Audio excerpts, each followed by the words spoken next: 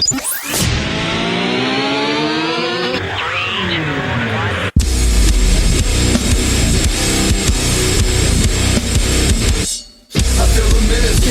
on the clock again. Feel like I'm playing in a game that I can never win.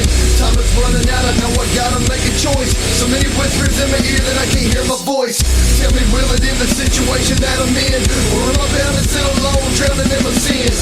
Get right or get left, what will it be? Time is running out, the blood is flowing down the streets. People need to know we're living in a war zone.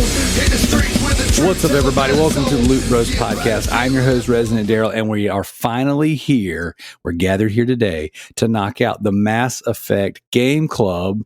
That's right. And I have an excellent panel of fine young gentlemen all ready to rock and roll. I know, right? As a matter of fact, I'm about to say, what, about 75% of us don't have any hair? 80%? JT's got a teeter in the line. I'm losing it. There you go. Look at Josh over there with that luscious do. Just cut the cord already, JT.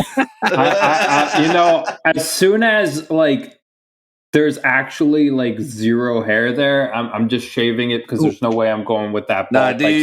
Dude, you need to go ahead right now and shave it into the little like you're an avatar. Or like Flash Gordon. Dude. Yeah, you could just do some designs in it, or the back half, almost do like the Simpsons. You know how they have the lines of hair. You just do like a little. Just get you a tattoo of a dude with a lawnmower. There you go. Look at that one little Jerry curl just hanging out. That's good stuff. That's good stuff. You should curl it and glue it to your head. You know how when I used to have Superman hair. Yeah, I did drugs. And you got rid of it. See, there you go. I smoked kryptonite. Yeah, that's right. All right. Well, then there you go. We'll start with the commissioner, the kryptonite smoking commish. We got JT. How you doing tonight, brother? Doing good. Very happy to be here. It's about goddamn time. There you go. You know what? And I appreciate you for being so bold as to remind us how much we all suck for not doing this yet. Also, just saying, hey, when are we doing this? Well, I typed it every day. I was like, come on. I was about to say, it's every single day. Like, hey, we're going to do this, guys? We're going to do this? I got very little Let's go. to live for, fellas.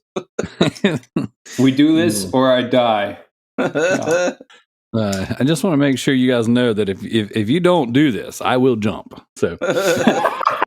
All right. Holding things down in a more grounded nature, we have our good friend Matt G. What's up, brother? Hey, how you guys doing tonight?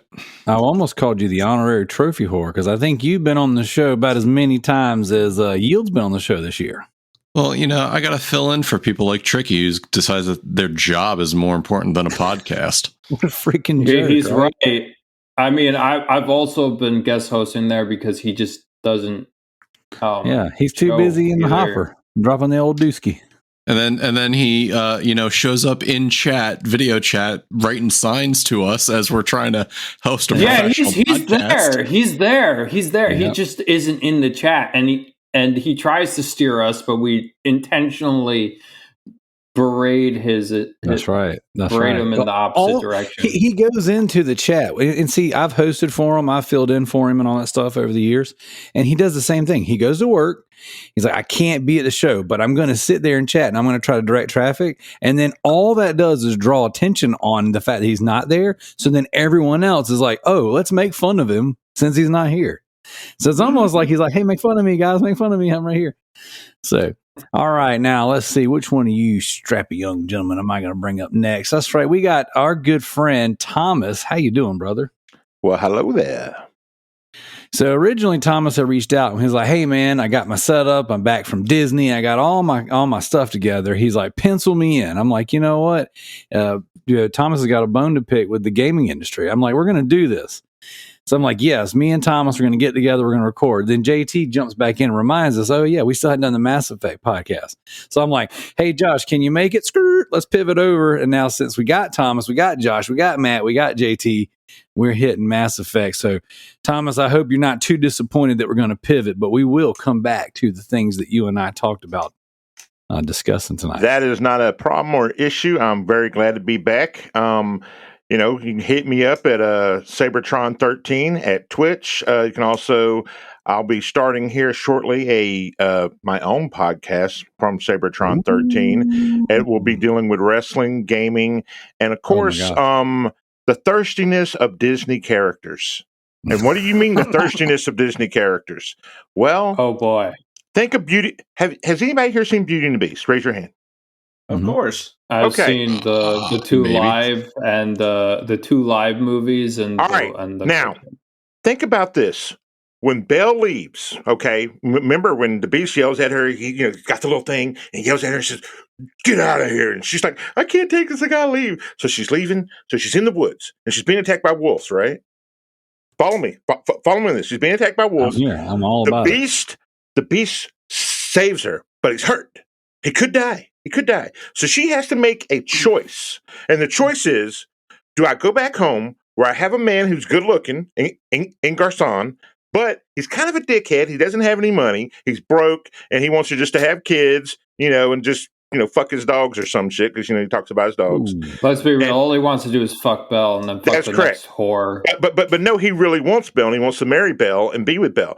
But she thinks, okay, at this moment, she's had a crossroads in her mind because she's read a lot of books. She's a smart girl. She's not stupid. So she's like, he has a castle. That means he has money. He has servants. That means he has money. He has security. So she thinks to herself,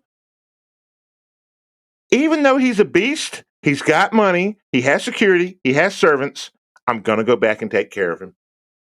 Now, the only problem of the story is that when because she knows there's a curse, she knows it's enchanted, and all women are always, attracted to the mysterious or to the weird, like vampires and stuff like that. It's like, oh, they like the strange or unknown of enchantedness. So, long story short, she would have broke the curse but without any conflict, whatsoever with the villagers, with Garcon or anything, if he wouldn't have showed her the mirror. And think about that. If he wouldn't have showed her the mirror, she would have broke the curse naturally. All the servants and everybody would have been fine. He probably would have bought her town, came back there. No one would have had no issue, and they would live happy ever after regardless without any conflict. And it proves that she was very thirsty because she chose in that moment, I'm going to take the man with the castle, the money, and the servants. Well, now, to be fair, if you I feel like Aston would still raid the castle. If you squint just right when you look at the Beast, he does look like Jason Momoa. Did you okay. Did you want, there's this one thing. If you look at the DVD, the old cassette case of Atlantis, you will see a dildo. That's right. No, Little Mermaid. The Little Mermaid had the Little Mermaid. Yeah. I'm sorry. Well, so Josh, before I give you your formal introduction, I want to piggyback off something Thomas said, and that's the fact that women are attracted to mystery. Like to this day, 21 years later, still get out of the shower and cover up my pee-pee. You know why? Because my wife's still trying to figure out what's he got down there. What is it? And if I just don't ever show her, she'll stay attracted to the mystery. I don't think that's because you don't show her. I think it's because she doesn't have a magnifying glass. She's like, is it another finger? She's a nurse. She's fascinated. Is it a prehensile tail? Let's be real. She's vestigial tail. It's a leftover. She's gonna see it on the fifth child. Hey, you know what? They were only at 3, so I still got time. Yeah. Josh, my man, Darrell, co-host of the Comic Cast, creator of the Gospel. Does that exist anymore, Darrell? Of course it does. We just got to pause. We got to pause. Okay? Doesn't pause. Are you kidding me? How you doing, man? I'm good. How are you? I'm great. I actually got to hang out with your boy Dan today. I'm sorry. We shared some laughs. Nah, man, there's a bromance brewing. It's a wonderful thing between You can't take my best friend, dude. You can't take my best friend. I might be fighting for your spot. So I think he already took him, dude, with the amount of podcasts these two guys have been on. Dude, it's so good. There's some in the can. We haven't even released them all. And today, dude, oh my gosh, we were talking PS2 nostalgia, and we were laughing. He just bought one. So, he just bought one. He was excited about that. That's right. So I'm bringing him back into the fold, man. Starts with a PS2. For it's going to be the PS Vita. Then we're going to be best friends for life. I'm just saying. I know this is a PS1 thing, but we really need like a remake of fucking Parasite Eve. I'm sick of these Final Fantasies. Dude, that game was so good. That needs to be the next game club. I'm sick of these Final Fantasy remakes. We need a Parasite Eve one. They're the same goddamn company. They're Square Enix. Better. Here's what we do, JT. We say screw the patrons, screw the listeners, screw the audience. All right. Next game club, Parasite Eve. Screw the beast. Everybody else. Screw the beast. I forgot most of the things in that we game. Thirsty. Bill ain't thirsty. We thirsty. I just remember I really enjoyed it. It's really great. It's great. I dare you to play it with me. I dare you. I'll have to emulate it. I can't afford that. I dare you to steal it. I dare you to steal it. Before you know it, JT, the commissioner's behind bars for pirating and emulation. He's the first person. It's kind of like taxes. They make an example out of one person, and everyone in America pays their taxes. JT, I will give you my totally legit backup and let you borrow it so that way you can play it. There you go. I don't have a PS1 anymore. You can play it on PS3 and the Vita and PSP. You have a Steam Deck. Wait. Steam Deck. Oh yeah, no, I can emulate it on that easily. You mean you can play it totally legit? I've emulated a lot of shit on the Steam Deck. So there you go. See, play on the Steam Deck. I'll play it on the Vita, and we'll be best friends for life. Can you play on a screen that small? I can do a lot of things on things that small. So, I mean, come on now. I mean, the Vita is probably one of the biggest things. That's what she said. Hey, you got 3 kids. That's what I'm saying. See? They're not his. I've met them. They're way too cool to be his. That's right. That's right.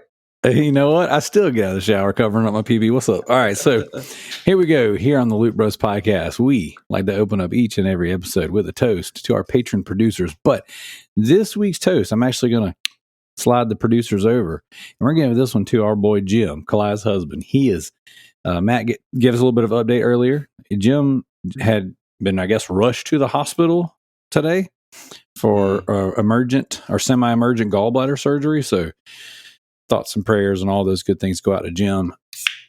We appreciate. Oh my God, it's all over my keyboard. That was awful. We thank you for everything you do, Jim. We hope you get well soon. You got this, Jim. I do not have. That's right. All right, fine. That's right. Nothing gets you better in the hospital faster than this. I actually don't know if that's true or not. All right.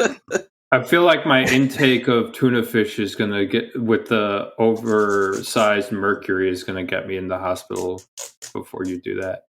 I think that Darrell just needs to heal him by letting him have just the fleeting, a most fleeting glimpse of his mystical little pee-pee. Just a peek. It's got to catch me in the shower. Laughter's the best medicine. Well, if you go to WebMD and you look up emergent gallbladder surgery, the cure is a kidney tickler? Micro penis. That's right. A gigantic curved dick? Okay, now you're making it weird. All right, so here's what we're going to do, Commish. We're going to start off our Mass Effect conversation with a little introduction. Now, I'm going to go around the horn, okay? And I'm going to ask you guys each to answer 2 questions. The first of which is, did you or did you not finish Mass Effect? The second question is, what's your favorite game? Starting with you, JT. Wait a minute, what's my favorite of game all in time? The series? All time. All right. All right, go JT. Yes, because this will tell the listeners 2 things, right? This will tell us A, whether or not you're committed to the cause, and B, whether or not you have good taste. And then they can determine whether or not what you say about the game is fact or fiction. So go. Okay, so I platinumed the game 5 times. What I mean by that is that I got the equivalent of the platinum. You can't platinum the game 5 times. I got the PS4, PS3, and I got the Steam version and Xbox One and EA version for the EA client. I got all of the achievements / trophies.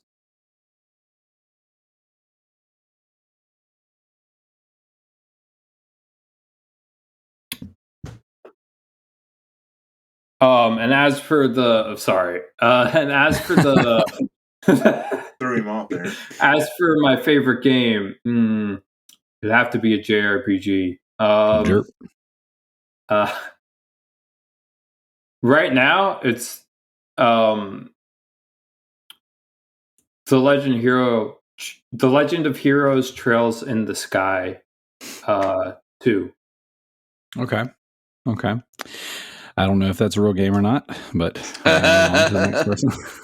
And Levi, in the name of Levi, it is a masterpiece. There you go. It's one of those old 2.5D role playing games where it has the 3D background, but the sprite characters. Okay, I dig it. Yeah. All right. Old school RPG. Matt, your experience with Mass Effect and favorite game of all time? I never beat Mass Effect. I don't even remember how many hours I got through it. This was a game that I found in a bargain bin at a Sunset Video, I think it was, that was going out of business, and I was digging through their bins upon bins of games, and I think I bought it for $1, and yet I didn't beat it. So that's my experience, but like I told you before we started, I gave myself a good refresher on the story because I'm fully aware of what happens in the game. There you go. Good stuff. I legit can't give you the favorite game of all time because it changes on a daily basis. Mm-hmm. So okay. I'm giving you the game I've spent the most time in that I could tell, and that's probably Monster Hunter World. Okay. It's not something like Skyrim? I hate you, JT. Did Todd Howard pay you to say that? Did Kalai get to you? That's right. Kalai is in the hospital nursing Jim back to health. It's either Skyrim or Fallout 3. Or Monopoly. Or 4 or something like that. It's one of the two. Candyland. It's some sort of Elder Scrolls or it's some sort of Fallout. You know what, JT? Put your mic back on mute. You're just mad because I'm fucking right. Oh man, Kalai paid for that endorsement right there. So, all right, our good buddy Thomas. Did you finish Mass Effect? I beat. And go ahead. I'm sorry. Go ahead. No, I was just and your favorite game. I beat Mass Effect numerous times. All out of the trilogy, of course, the best one is 2. I do not count the Agreed. I do not count the monstrosity, which is Andromeda. That is a monstrosity. It does not count. One does. It's not a real game. My favorite game will always be the same for different reasons. And here's the reason why. Like, if I was to say my favorite Japanese RPG game of all time would be Final Fantasy X. Because I love Titus. I love the story. It was very close and dear to my heart.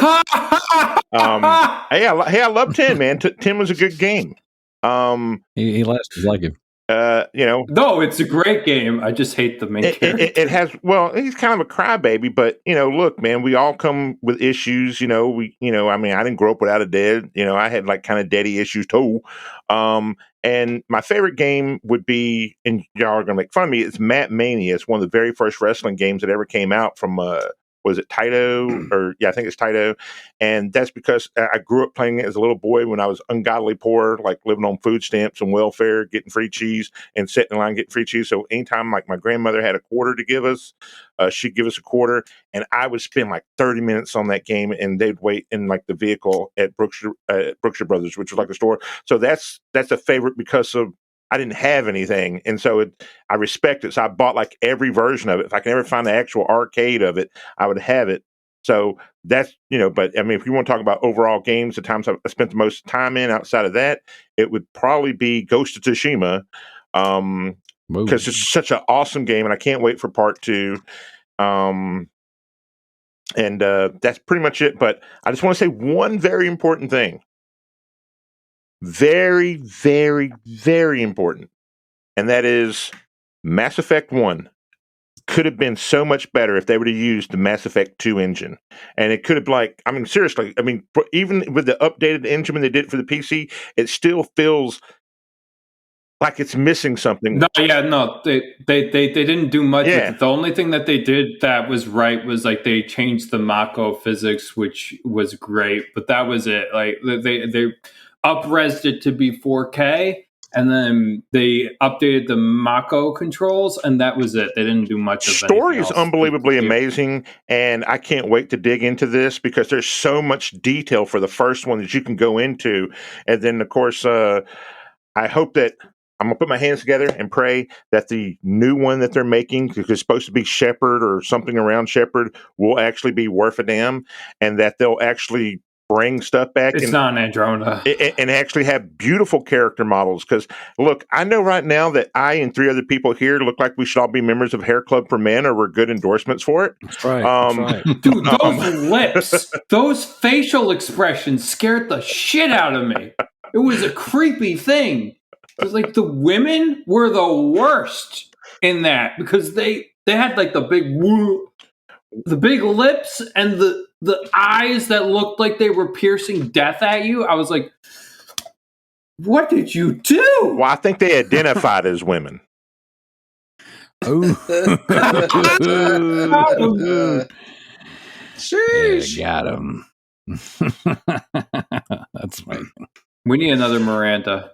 All right. So next up, we got our boy Josh. All right, so yeah, I played all 3 when they originally came out several times. The second one, like Thomas was saying, I played that second one so many times. I still play that game. When the Legendary Edition came out, I played all 3 of them again. So I've beaten all 3 of them many times. I agree, guys. It is hard to pick a favorite game, or even just to say a game that I've spent the most time in. Like, Darrell, Resident Evil 2 is like one of my all-time favorite experiences, and I play it multiple times a year. Modern games, I really like the first Last of Us. There's something about the storyline in that just like connects with me for whatever reason. And I've put way more of my life into Witcher 3 than I probably should have. So that's another one. That's another one that, like, minus the fact that it wasn't made from Todd Howard, that's another one that I was going to say. It's either Witcher 3, it's either it's either Skyrim or it's Fallout. I dig it. All right, so I'm going to pull up the rear, as one does. And I'm going to say I got to follow Matt on this one. I did not finish Mass Effect. You didn't do your no nut version? Your no nut run? This is I was working on my no shag shepherd. Okay, so we was keeping him celibate. His shepherd was covering his little pee-pee. My pee-pee. That's right. Everywhere he went, he was down with the blue alien Liara. Yeah. Basically, the way I was playing my game, and I will continue to play my game because I will beat Mass Effect. No racist here. That's right. But we'll get into that. We will unpack that. I know what you're referring to. I killed her. There you go. Well, you know what? Every time she says Krogan, she has to say it with a hard R.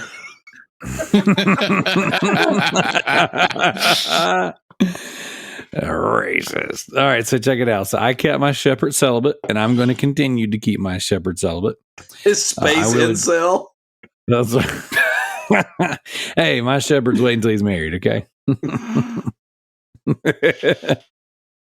He's doing the best he can. He's married to the job, man. You gotta save the galaxy. No, I gotta keep my PP to myself. That's right.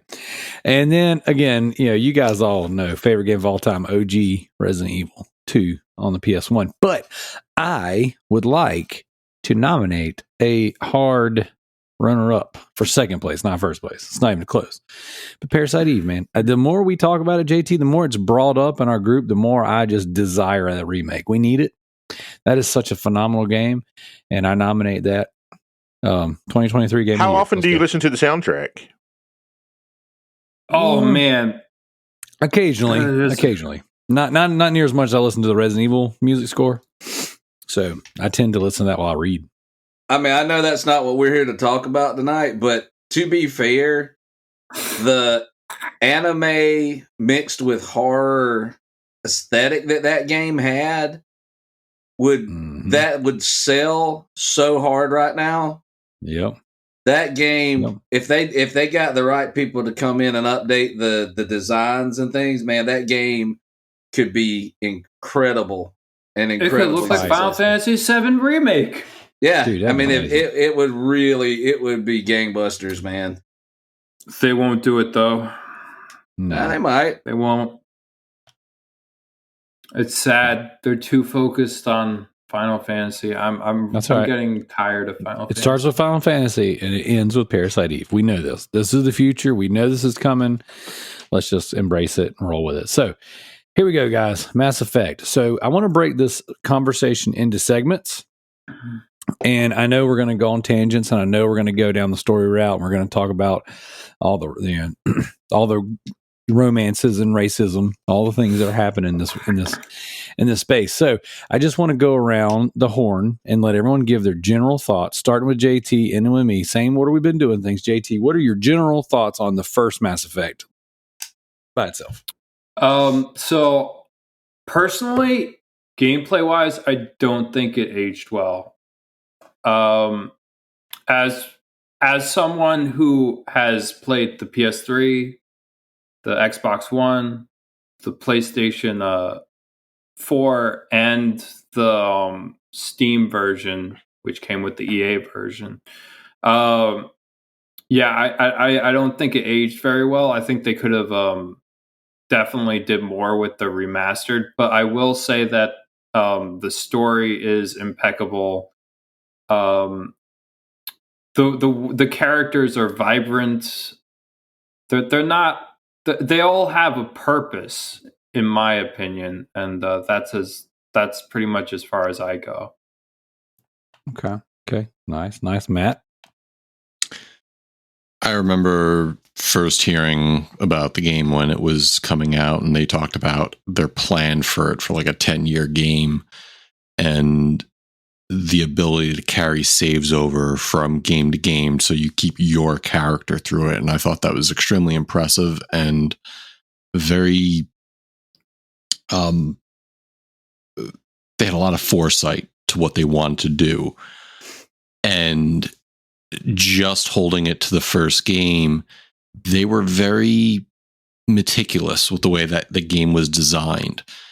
And you don't see it in too many games these days, but they accounted for a lot of choices that the player made. And maybe in the end, if I remember correctly, there were like 4 or 5 big choices that you had to make throughout the game. And for a video game, that's a lot. You have to account for different things that the players do. It becomes exponential when you create that many choices.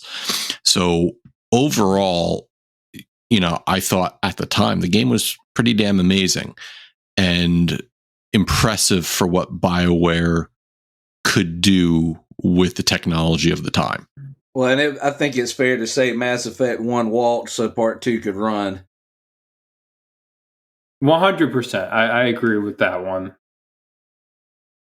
Heck yeah. All right, Thomas. Well, first off, we have to pay homage to Knights of the Old Republic, because without Knights of the Republic, you would not have Mass Effect. Mass Effect is straight up from Knights of the Old Republic. Everything they wanted to do is all from the original Knights of the Old Republic. So when they took away, I believe it was LucasArts Games, took away their rights in order to do the next game, they said, okay, well, we're going to take all our ideals and all our concepts and make our own game based around that world and just not use any lightsabers. That's why in the third game, they had the little drive, where you could kind of shock kind of kill with a little drive thing on your hand, if you remember that. Or the Omni Blade. The Omni Blade, yeah. And to say that the game is not amazing, it's amazing unto itself because the story and the narratives, just like JT has said, everything about it's well placed. The only problem is the execution, because they were still trying to execute. This is their first game actually using like a third person action style where you actually shoot in the game. And so they've never did this before. That was their first time doing it. And then after that, they did Dragon Age, and they're still working on the perfection of how they're going to do it. The story was already there. The two guys, there were two doctors. I think one of them was actually a dentist. Unbelievably smart guys, man, because they thought this all up and they put it all together. And then I just want to go back to Mass Effect 2, because I was able to bang all the chicks in Mass Effect 2, and that was a pretty big accomplishment for me.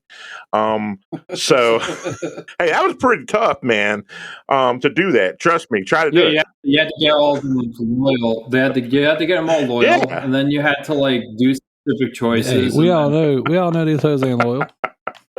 Hopefully, you had they don't have to be loyal. You have That's to be correct. loyal. But with Mass Effect 1, it was so well put together at the very beginning. And even though you had to deal with this racist very early that you didn't know was a racist, racist. You didn't even know she was. We'll get into it, but everything about it made sense except for the side missions, because they were just trying to add extra meat. Because remember, it was a Microsoft exclusive during that time. No one else had access to it, and then Microsoft made the bad choice, because remember they had the option to either buy BioWare or to buy Lionsgate Studio, which is the people who make Fable. They made a bad choice. Fable, yeah. Lionhead. They made the choice of the one that shut down. That's what they did. But the Fable games were freaking amazing. The fact that they don't exist right now is just piss poor. Once I heard that they were making a new Fable, I was pretty stoked. Darrell, I have to stop you just for 1 second. Do you remember the original name of Fable? Oh man, I don't. But I do. You know the original name of the DLC for Fable? No, but I do remember seeing it in GameStop. Project Ego became Fable. Project Ego. Peter Montague, if I'm saying his name correctly, if I'm not, still screw him, because I don't care for him.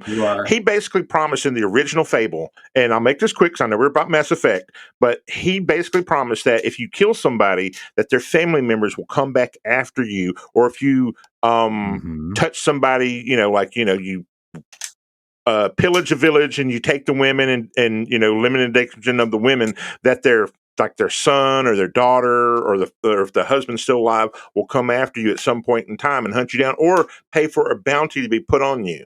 Now, I believe this because I was a very young EB Games or Electronic Boutique employee at the time, and I took a week off to play that game. And long story short, They lied. They big fucking time. Lied. And they never put any of that in the game. It's still a great game, but they did not.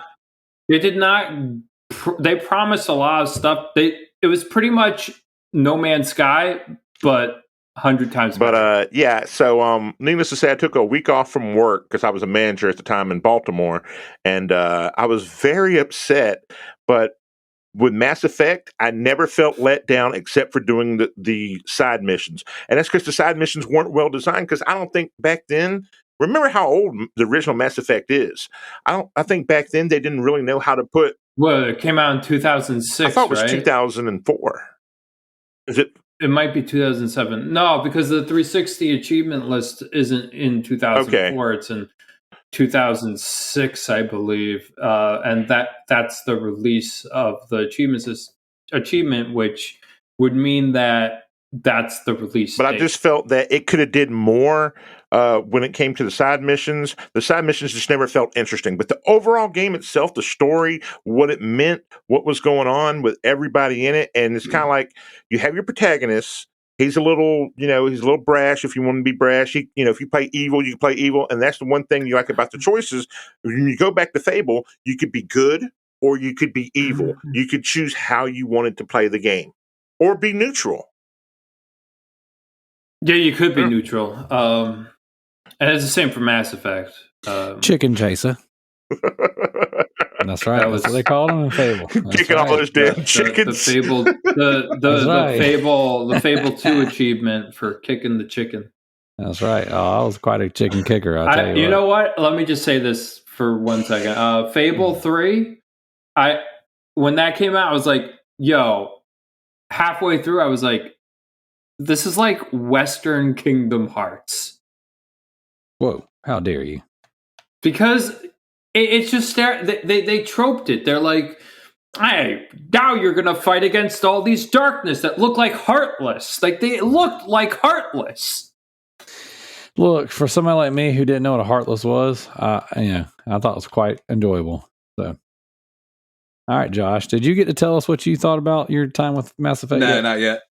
All right, all right, for me, and there were certain games I remember playing, growing up, and that were like revelatory games, RE2. I remember when I played Gears of War, it was one of those games that's like raised the bar. But like one of the things I always wanted was a really genuinely amazing sci-fi game. Because I grew up, I was very into Star Trek, Star Wars, Farscape. If it had spaceships and aliens, like I was obsessed with it. So when Mass Effect came out, like I probably gave it more love than it may have earned on its own merits, just because it gave me, for the first time I played a game that genuinely gave me a vast array of different alien races, that gave me massive spaceships. It put me on different planets. I got to feel like I was exploring galaxies and stuff. Like just the concept itself, even though that game has not aged well gameplay wise, even like y'all said, with the improvements that have been made, it still doesn't play like super great. But man, there's a lot of warm nostalgia for me, because that game finally scratched an itch that I had for a really long time. And it's not like, I mean, when you look at a game like Halo, yeah, there's aliens and space and stuff and planets in Halo, but most planets just look like Earth. And you don't interact with aliens much. You just shoot all of them. So all of a sudden, there was a game that actually allowed me to like interact with these different races, and they all felt like they had so much lore, and the world building was so good in Mass Effect that like I knew this is a game that's like made for me. And then when the second one came out, that was my favorite game for quite a while. Like Mass Effect 2 absolutely took the promise and went so far with it and did so well with it. But yeah, like my experience, my experience even with that first one, I was just so happy to be playing an experience that let me feel like I was living in one of those sci-fi shows that I had watched so much as a kid. And they absolutely managed to hit that note really, really well. I loved the idea that members of my crew were not all human, that I had a Krogan with me, that I had an Asari with me, and I had it just really felt like being with an away team on Star Trek episode. Like I loved it, and I still love it. I love the franchise. I'm more forgiving than most people are of that franchise, just because to me it's the high watermark for sci-fi in games. Heck yeah, man. Heck yeah. As for me, I have played this game twice now on 2 different systems, and I haven't completed it either time. And that's not necessarily a reflection of the game, but more so a reflection on the gamer. My time, and I've said this before on the podcast, my time on the Xbox 360, I ended up getting like a game-breaking glitch on one of these planets where I couldn't load past a certain point, and it just, no matter what I did, wouldn't allow me to do it. I needed to restart the game. And so that kind of soured me from the series for a while, because I didn't want to start the second or third one, even though I heard they were better, because you get an achievement for having your save file, for loading the other game. So well, you could have just did the comic and the achievement would have popped. Really? Yeah. CJT, where were you at this whole time? You know what? I thought the comic was a DLC, though. No, I bought a DLC for an achievement. Well, it might have been, but they patched it in so that you could, if you didn't play Mass Effect 1 and you just you could have used the comic book to make your choices and import the character, and it would pop to the achievement. So does that work on the Legendary collection, or do you does that even exist on Legendary? No, because it's all together, so you have to. And it's easier to transfer, and not only that, those game-breaking glitches don't really exist on Legendary. Okay. I mean, anything can happen, but like, it's really like the 0.001% of people who get that now. So I wouldn't worry. Gotcha. Well, then, and as for my time with the Legendary Edition, I played for a couple hours, and unfortunately, I just couldn't muster up the time to finish. So I didn't make it near as far as I really wished I would have. The stupid game called Dead Space 2 ate up a lot of my playtime for whatever reason. I thought it was a good idea to beat that game a couple times. And, nothing makes more sense than hosting a podcast. Another EA game. Hosting a game club and then playing something completely different instead. So an EA game took the place of an EA game. Yeah, EA freaking would cannibalize itself, So, but yeah, so I was playing through it, man. But like at the time I was playing through that game, I was playing through Dead Space as well, and I didn't want to play anything but Dead Space. And then right out of Dead Space, I put in The Evil Within, and I didn't want to play anything but The Evil Within. Now I'm still working on that one, but the two games I'm playing tangentially to The Evil Within are South Park Stick of Truth for one of my pledges, and then One Piece Pirate Warriors. No, remove One Piece Pirate Warriors. That's blasphemy. You need to read the fun. I know, but fun. Like it spoils so much shit that you can't spoil anything when you skip the cutscenes. No, doesn't spoil anything. No, Darrell is not going to read or watch One Piece. The way it spoils One Piece is disingenuous because it's not actually good. Well, here's the thing, right? So I'm using my Gum stretchy arms. Gum Gatlin. Yeah, that's right. Gum Gatlin. And then I'm using my triple sword slash. Three sword style. Zufi. Yeah. Whatever. Zoro. Same. And Zoro's the three swordsmen. Luffy is the rubber man, and there you go. Sanji is the one that kicks a lot. Yeah, I hadn't even tried Sanji yet. But man, he's a goddamn speed demon. Can I make a point? For how much Darrell hates on anime, I never thought I'd hear the words "gum gum" come out of his mouth. Hey, dude, I'm gonna get him. I'm gonna get him to watch One Piece one day because, one of these days, because he's just figuring out that this manga just beat out Batman. No, how dare you? All manga beats out American comics, dude. Hey, check it out, right? So I'm sitting in bed the other night, manga. And I'm watching. So I'm watching TV with the wife. Batman was two.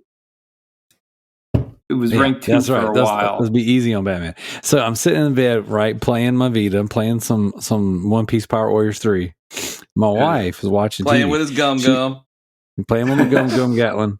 And dude, my wife looks over and she looks at me and she's just sheer disgust. And she looks back over and just starts watching The Bachelor. And I'm like, I got something that you should react to on your YouTube. It's called The Wonderful World of One Piece. It's a YouTube video, and it just shows you where they journeyed from. It doesn't give you any story or any recollection. It just shows you their journey and where the islands and places that they went and how beautiful the world is. Just send it to me. Darrell. He says send it to me so I cannot watch it. How much can somebody pledge to get you to watch them all day long? To watch one season of Attack on Titan? Oh my gosh! Well, that wouldn't be too hard. I would treat it just like a regular game. I would treat it like a regular pledge. Okay, noted. That one wouldn't be too hard though. If there's one anime series that Darrell would like, it would be My Hero, because it's more like actual comic book superhero stuff. You would love My Hero. Much horniness in it. Yeah, but it's not that much. It's not that much. Dude, you'd actually like My Hero, dude. I'm gonna make you watch it. I'm reading the manga right now. It's progressively getting worse. The last person that told me I would like a anime turned on Icky Towson, and I watched them punch No, each not other, that one. and then their titties popped out. I'm like, wait a second, this is the exact opposite.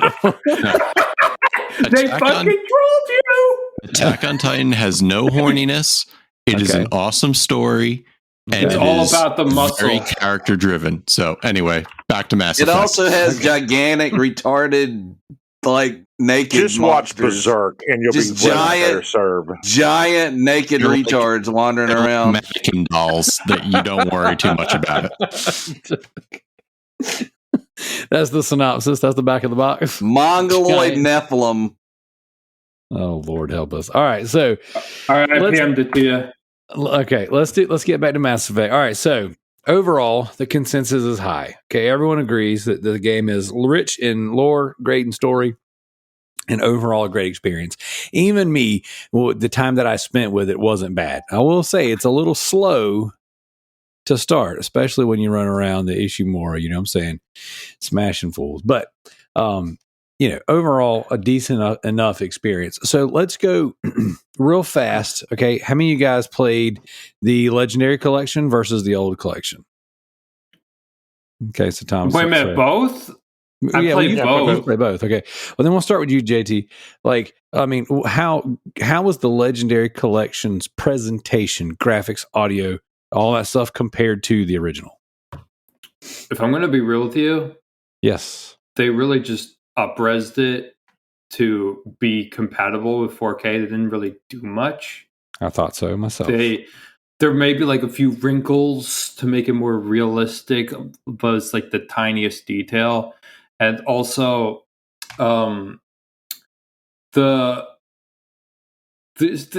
like there were a few gameplay fixes in each game. I think Mass Effect 1 had the best gameplay fix of the Mako, because that was just like a nightmare especially on Insanity on the PS3. That was a nightmare. That was a nightmare to control, because you would just get like two tapped and die constantly. Yeah, I'd say that they really, it's more noticeable in the first game than the rest of them, because Mass Effects 2 and 3, like visually, were already pretty solid looking games. So they look those good. games, they also play very well. They Mass do. Yeah, Effect the 1 combat's is the really only fun. one. It's very smooth. They visually, I mean, I think some of the lighting is improved, maybe some of the texture mapping, but I think the biggest thing that I liked about it was that it just went ahead and included all the DLC, like organically within the story. That was kind of a nice thing. As far as looking at one version compared to the other one, like, it's not a drastic difference in any of it. Gotcha. It's just nice being able to play it on a new system. Okay. Thomas. And not having being it in one like package. not being like not being imprisoned by last generation. You can play it on like your new stuff now, including your PS5. You're not going to get the haptic feedback, but you're going to be able to play it on there. Mm-hmm.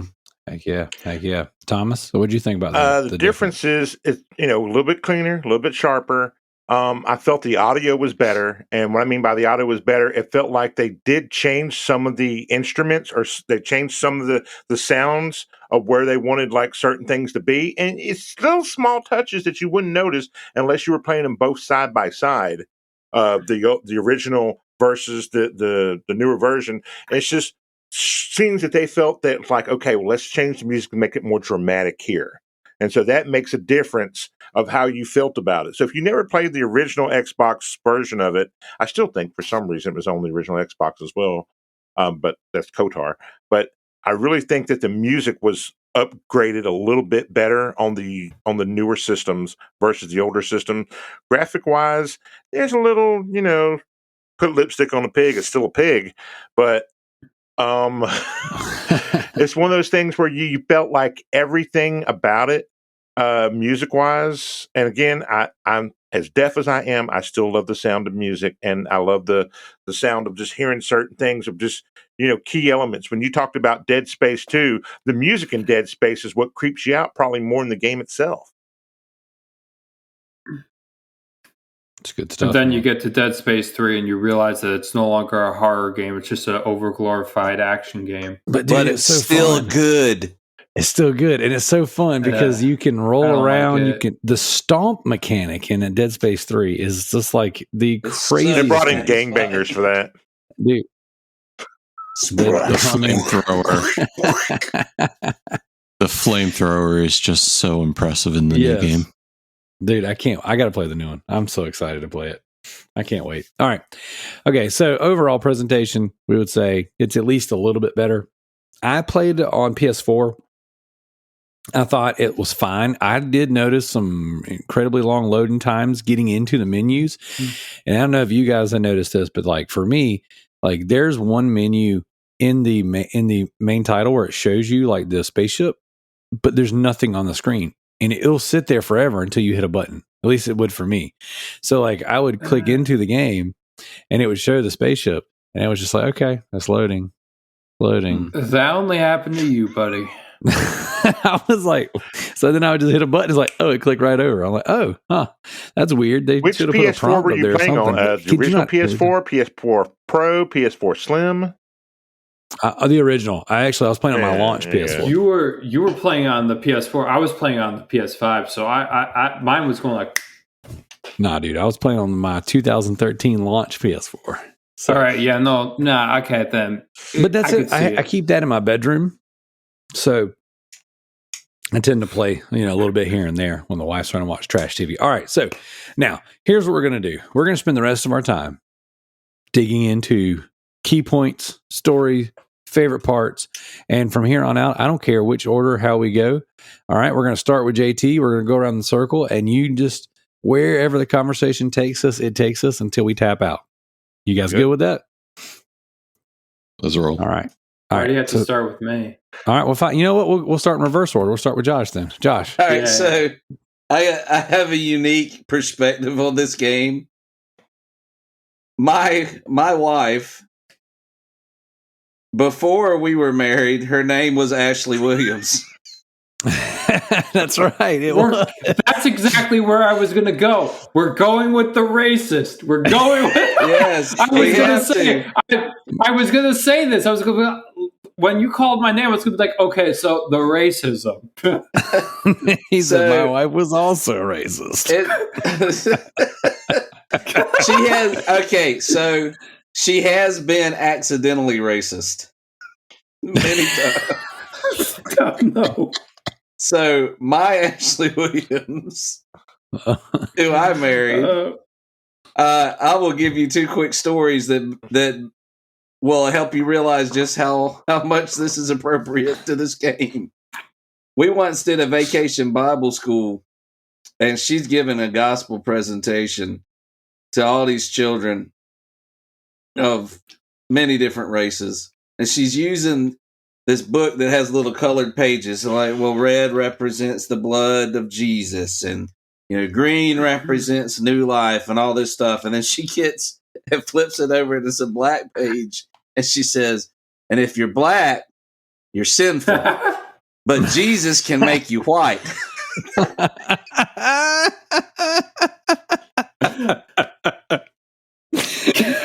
What, dude? And the really funny thing is after meeting his wife a few times and just seeing how like genuine and just like kind she is, and she's a teacher, so she's just like, I can 100% hear that coming out of her mouth and completely not registering what that meant. I died. Did you explain it to her afterwards? Oh yeah. She says stuff like that all the time. She's so innocent. She doesn't mean to say something. And then the other day, we were literally a couple of weeks ago, we were in a Firehouse Subs, and I'll just say it was crowded in there, and we were the only white family in there. And she loudly proclaims that somebody had lost their cotton picking minds Oh my gosh. No, that's such an old saying. no. I'm like, what? She didn't get shivved there. Oh my For saying I'm gosh. like, In the that is like South, that's Round just numbers. an old saying. it is. It's Oh so my old gosh. school. But that is like Clerks 2 level of what? I'm taking it back. but the thing for me was like I remember when I had played that game, and then I had my cousins like, I got somebody that you ought to meet. What's her name? Her name's Ashley Williams. I'm like, ugh. You know what? This might not work. So did you hate fuck her for a while until you thought she wasn't a racist? No, not in real life or in the game. So, like, Josh did any was also a of celibate shepherd. exactly?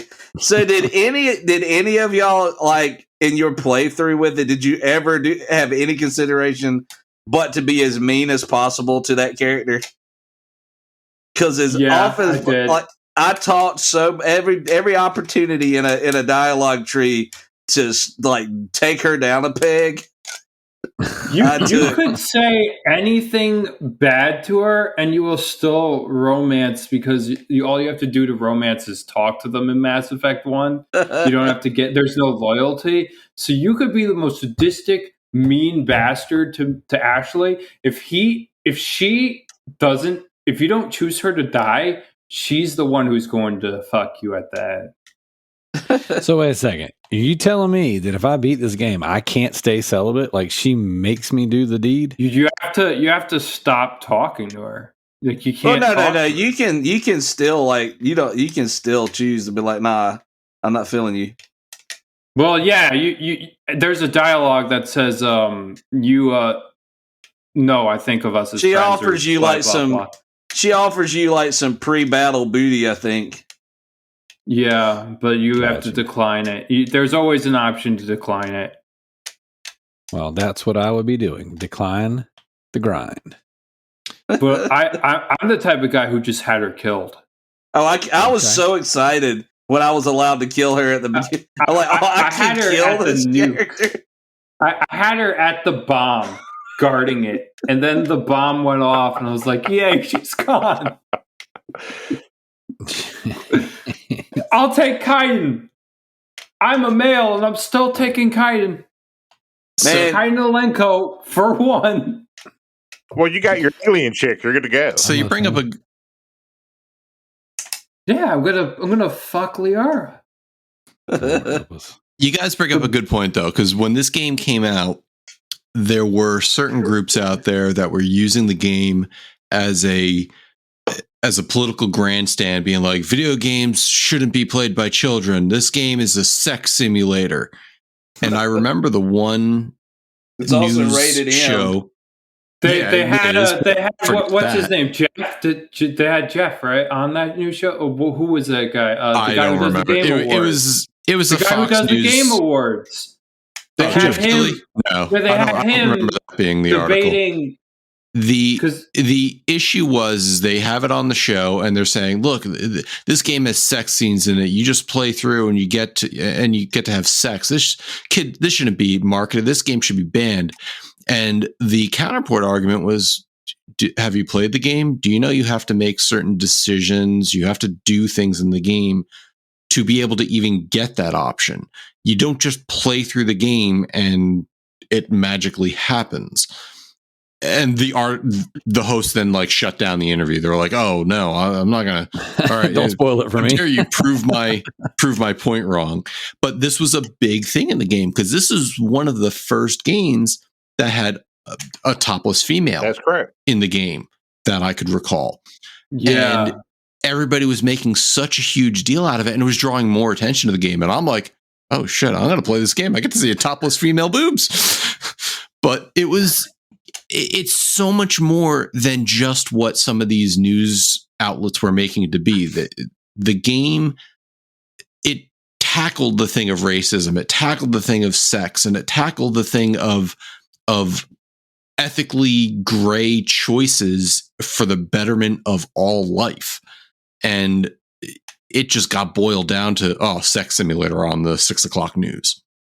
Yeah, it's a gross oversimplification of the complexity that story brought.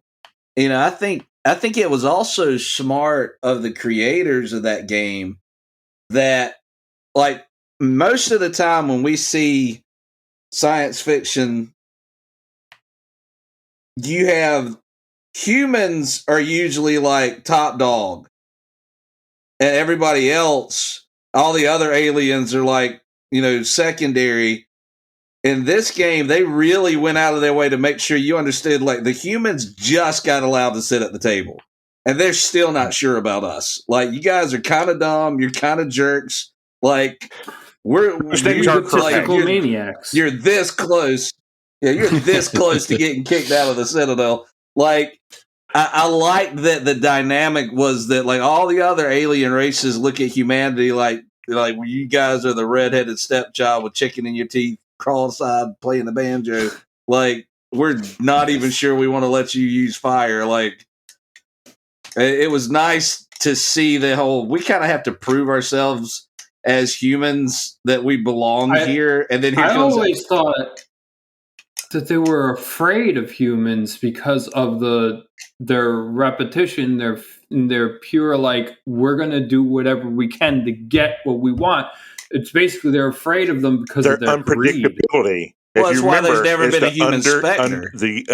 We're not predictable. We're so quick to change our minds, which makes us very hard to control. And that's the reason why they didn't want us to sit on the council either, because of our unpredictability. And that's why they feared us. Yeah. Which, to be fair, is probably why we haven't been visited by aliens. I posted a meme today that said we'd probably blow ourselves up with the aliens. That's at this point, an alien invasion would be like a rescue mission. Like, get me out of here. All I know is like Mass Effect, if it got nothing else right in predicting humanity's future, one thing I know it got right is that the moment that aliens do actually show up on Earth, somebody will bang one. Like, immediately. It'll be Jay from Jay and Silent Bob. They will waste no time. It'll waste no time. Probably be me. Yeah, I mean, JT, I wouldn't put it past you to go for the blue one. I am a huge pervert. Okay. So you want to keep to yourself, bud. Nah, let it all hang out. This is the podcast. Let's do this thing. All right, so I got a question for you guys then. So who is the best character in the game? If not Shepard, then who's the ultimate good character and who's the ultimate bad character? Garrus is my favorite character in the whole franchise. He's the most logical character. He's like Spock. My favorite female character, you might say it's Liara, but it's not. It's Tali. Oh, I love Tali. She's Tali the only character great. I've ever romanced in the 3 games. Really? Well, you can't romance him in Mass Effect 1, so. I'm just saying that's the only character. I never romanced anybody in Mass Effect 1. I was too big. I was finding ways to try and tap her in Mass Effect 1 as well. But I got her in Mass Effect 2 and 3. Yeah. Yeah, I love her character too. She's my favorite female character. Garrus is my favorite male. And the close second in the male, it has to be... Now that's the hard part. Now think about this though. When you mentioned Tali and you mentioned Tali's people, remember they made the Geth. The Geth are their own AIs who've done all these amazing things, and we have yet to even mention them. These are guys who are quote unquote henchmen, and we haven't even got to the main bad guy yet because we're all thinking, if you haven't played the game yet, there's technically one bad guy. You don't realize who's behind him, and you don't even realize that the Geth are just being used the same because they basically don't even answer really to him. They answer to the higher power. Yeah, the Reapers. The Reapers. Yeah. So this is where I might dissent with you because honestly, to me, the best character is Saren. He's being used. Saren He's is a being used. very- He doesn't know it. He's not really the best character. He's not he's a mindless drone. You're a mindless drone. No, because from the way I was understanding and what I was looking at today is he's trying to, albeit mistakenly, save the universe by being accepting these He's vials. been saying, maybe they'll make us useful. Yes, deceived, but he's trying to do it from the best intention of, maybe we'll be useful and they'll spare us that way. And he's trying to be that Dark Knight of nobody understands what I'm doing. But the end result is obviously at the end where he's now taken over and now he's completely influenced, which leads to the final boss fight. But he's such a good character. And I love how first you think, he's evil. That is a racist. That guy's the worst. Don't get twisted. And you see now he hates the humans. With the passion. Yeah, but that came from the Turian Wars. Same that Garrus was mistrustful of humans. All the Turians didn't like humans because of the history of what went down with them. Right. And I go for it. So, like, what happened to Garrus is pretty much what happened with the Protheans. Except without, like, the collector makeup of Mass Effect 2.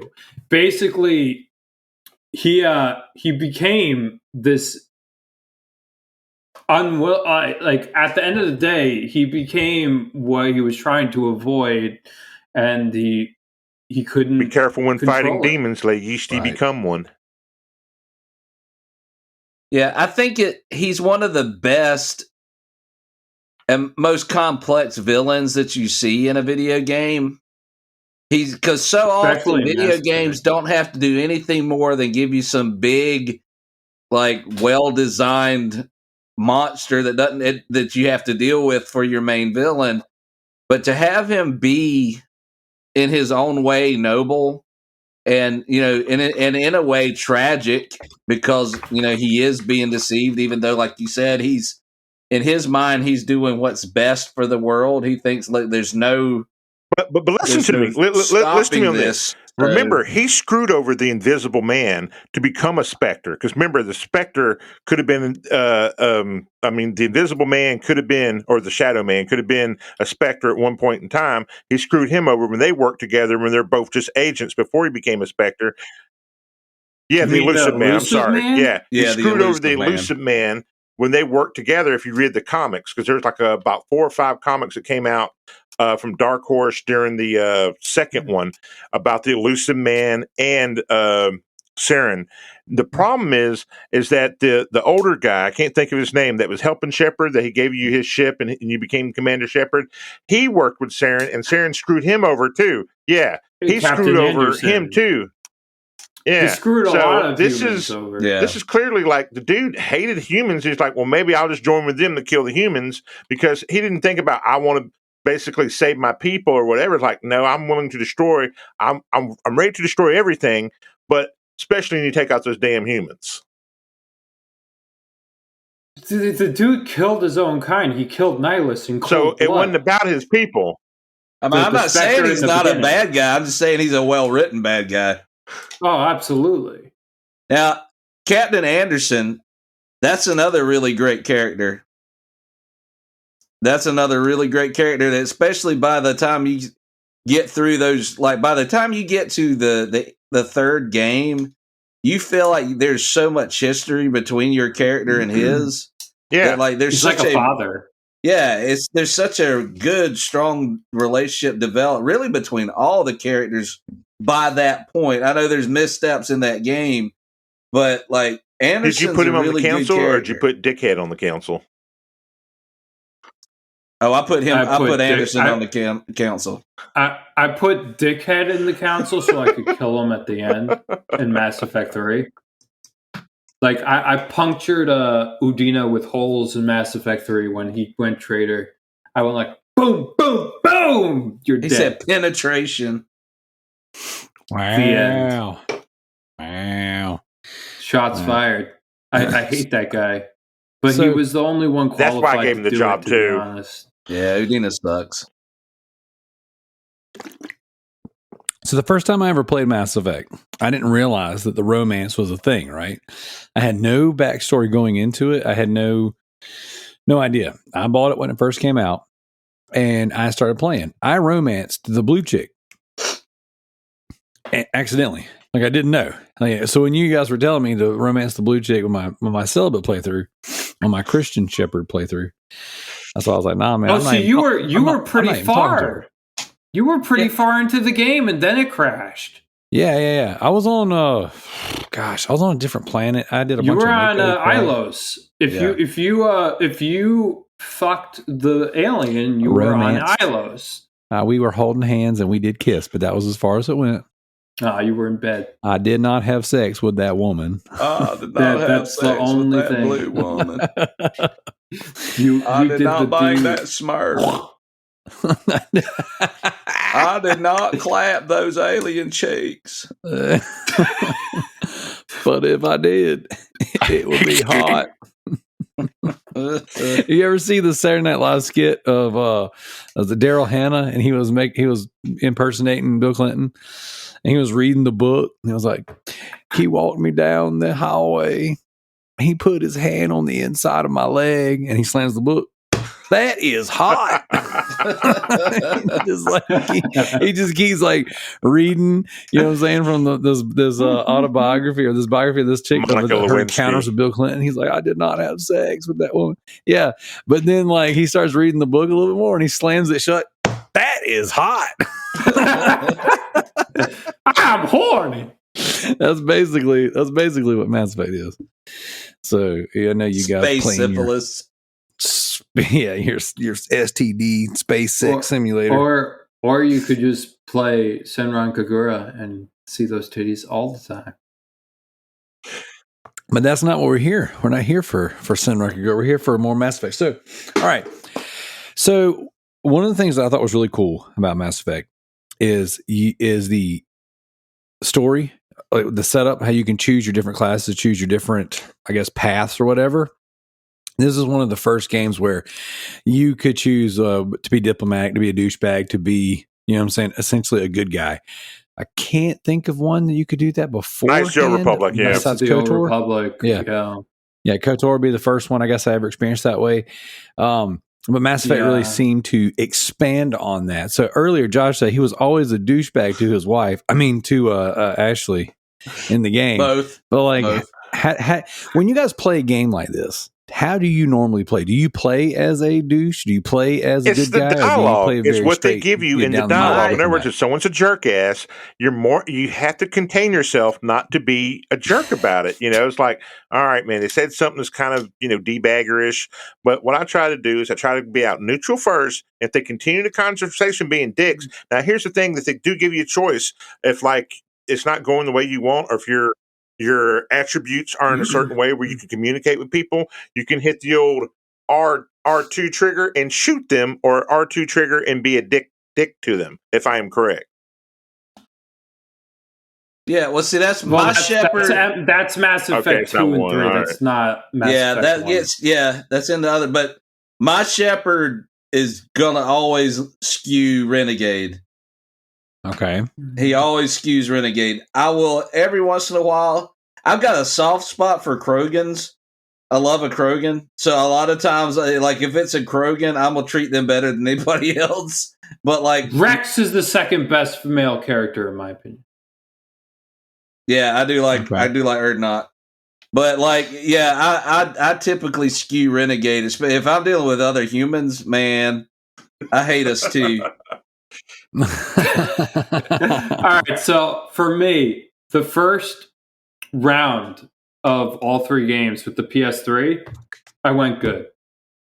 The second with the PS4, I purposely fucked with the console. I was The such a council sucks. douchebag. The council I was suck. I was a bad person. My Renegade was full. It was full. The bar was completely red. There was no blue. The third one, which was Xbox One, I had kind of this neutral way. He was a Then libertarian. the Steam one, Yeah. and then the Steam one, the Steam. I how do I say this? I had a playthrough. I played through the game with Ashley alive, Ooh, you're a racist. just to fuck with her. Oh Lord. Well, she's just I only laid- like fuck with She's her all laid up, legitly. bruised up in I the mean, hospital. literally, I was consistently a douchebag with her. If there was an option to say I want you to die, I would pick that or something. Like and that was the three playthroughs of Mass Effect 1, 2, and 3 on Steam. I literally was like, I'm just gonna play this to be a douche to Ashley, because none of my other playthroughs had Ashley alive. They were all Kaiden. I always picked Ashley dying because I hated that character. I will say this: like, it was not that I liked the Kaden character. It was just that I didn't like the Ashley character. Like, yeah, no, I didn't particularly like Kaiden either, but like it was pretty much picking like the worst of the two, you know. well, he made me uncomfortable because he always looked like he wanted to give me a hug. All right. I changed my mind. The best character is Joker. Let's go with fucking Joker is great. Joker is the best. Seth Green kills that character. It's so good.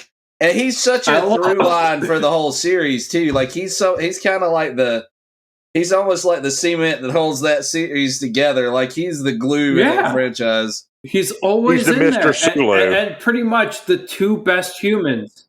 Mm-hmm. The two best humans are Anderson and Joker. And the rest are all fucking assholes. Nice. All right, Matt, I hadn't heard from you too much on this one. There's so many games that I jump back and forth between what I want to do and what I actually do. I tend to skew Paragon in this one because I like the idea of being the good guy, but then going and doing whatever I want to do. So I could be like, I could be the nice guy and then turn around and shoot that person in the face because, yeah, it just felt right at the time. But I always, when I play games, it really depends on what I think the character is supposed to be. And I feel like Shepard in canonically would be more of a paragon than a renegade. But that's how I kind of skewed my answers when I did my playthrough. I mean, my answer was basically, what the hell would I do? Mine was, I wanted to be Captain Kirk since I was a little boy and fuck every alien that existed. So I tried my hardest. Oh my God. He's like, if I could have let my Shepard walk in there and crunch on an apple. Look. Yo, in Mass Effect 3, which one of you had a gay relationship? Because you could fuck. There was an achievement for that, and that's the only achievement I don't have. That's gay, bro. Achievement I don't have.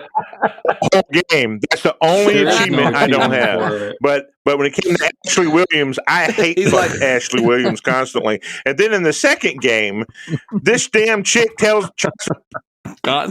this chick in the second game tries to tell me I'm the racist when she was racist the whole time in the first game. Like, so you switching this shit up on me in the second game? What the hell? Virtue signaling. Well, what about the journalist? That girl was from IGN. She was an IGN right girl, and apparently she like fucked somebody. That was like what part of Gamergate or whatever. Of course she did. So after she did that cameo for number 2, she disappeared. By the way, she was no longer on IGN. She's a good-looking chick. I can't think of her name anymore, but she was an IGN gamer girl, and she was just a talking head at the point in time. She wasn't even on GTV or X Play TV or whatever. But she was such a big deal that they put her in the game, and then just magically after the game in Gamergate, she just disappeared, never to be heard from again. Did not know that. I just looked up the achievements. There is no achievement. Are you sure? For a gay Look at the original one for the Xbox. There's one on Fable. I am the one for the 360 Mass Effect 3. Fable 3, there was one. You had to. I think it wasn't a gay achievement, but it was like you had to romance every type of person. I think it was in Fable 3. Yeah, and you had to get them a dude pregnant. Hey, it's 2023. You can get these pregnant these days. You could like. I saw the movie. I saw Arnold Schwarzenegger get pregnant. You can't prove that it can't happen. That's right. Bro, get out of my head. Got pregnant. I will say this is something that I can't think. I know there's a lot of games that allow you to like customize your character, create your own character, whatever. Mass Effect is the only game I've ever seen where when you talk to like fans, like actually like rabid fans of the franchise, you always hear them say, well, my Shepard like would do this, my Shepard would do that.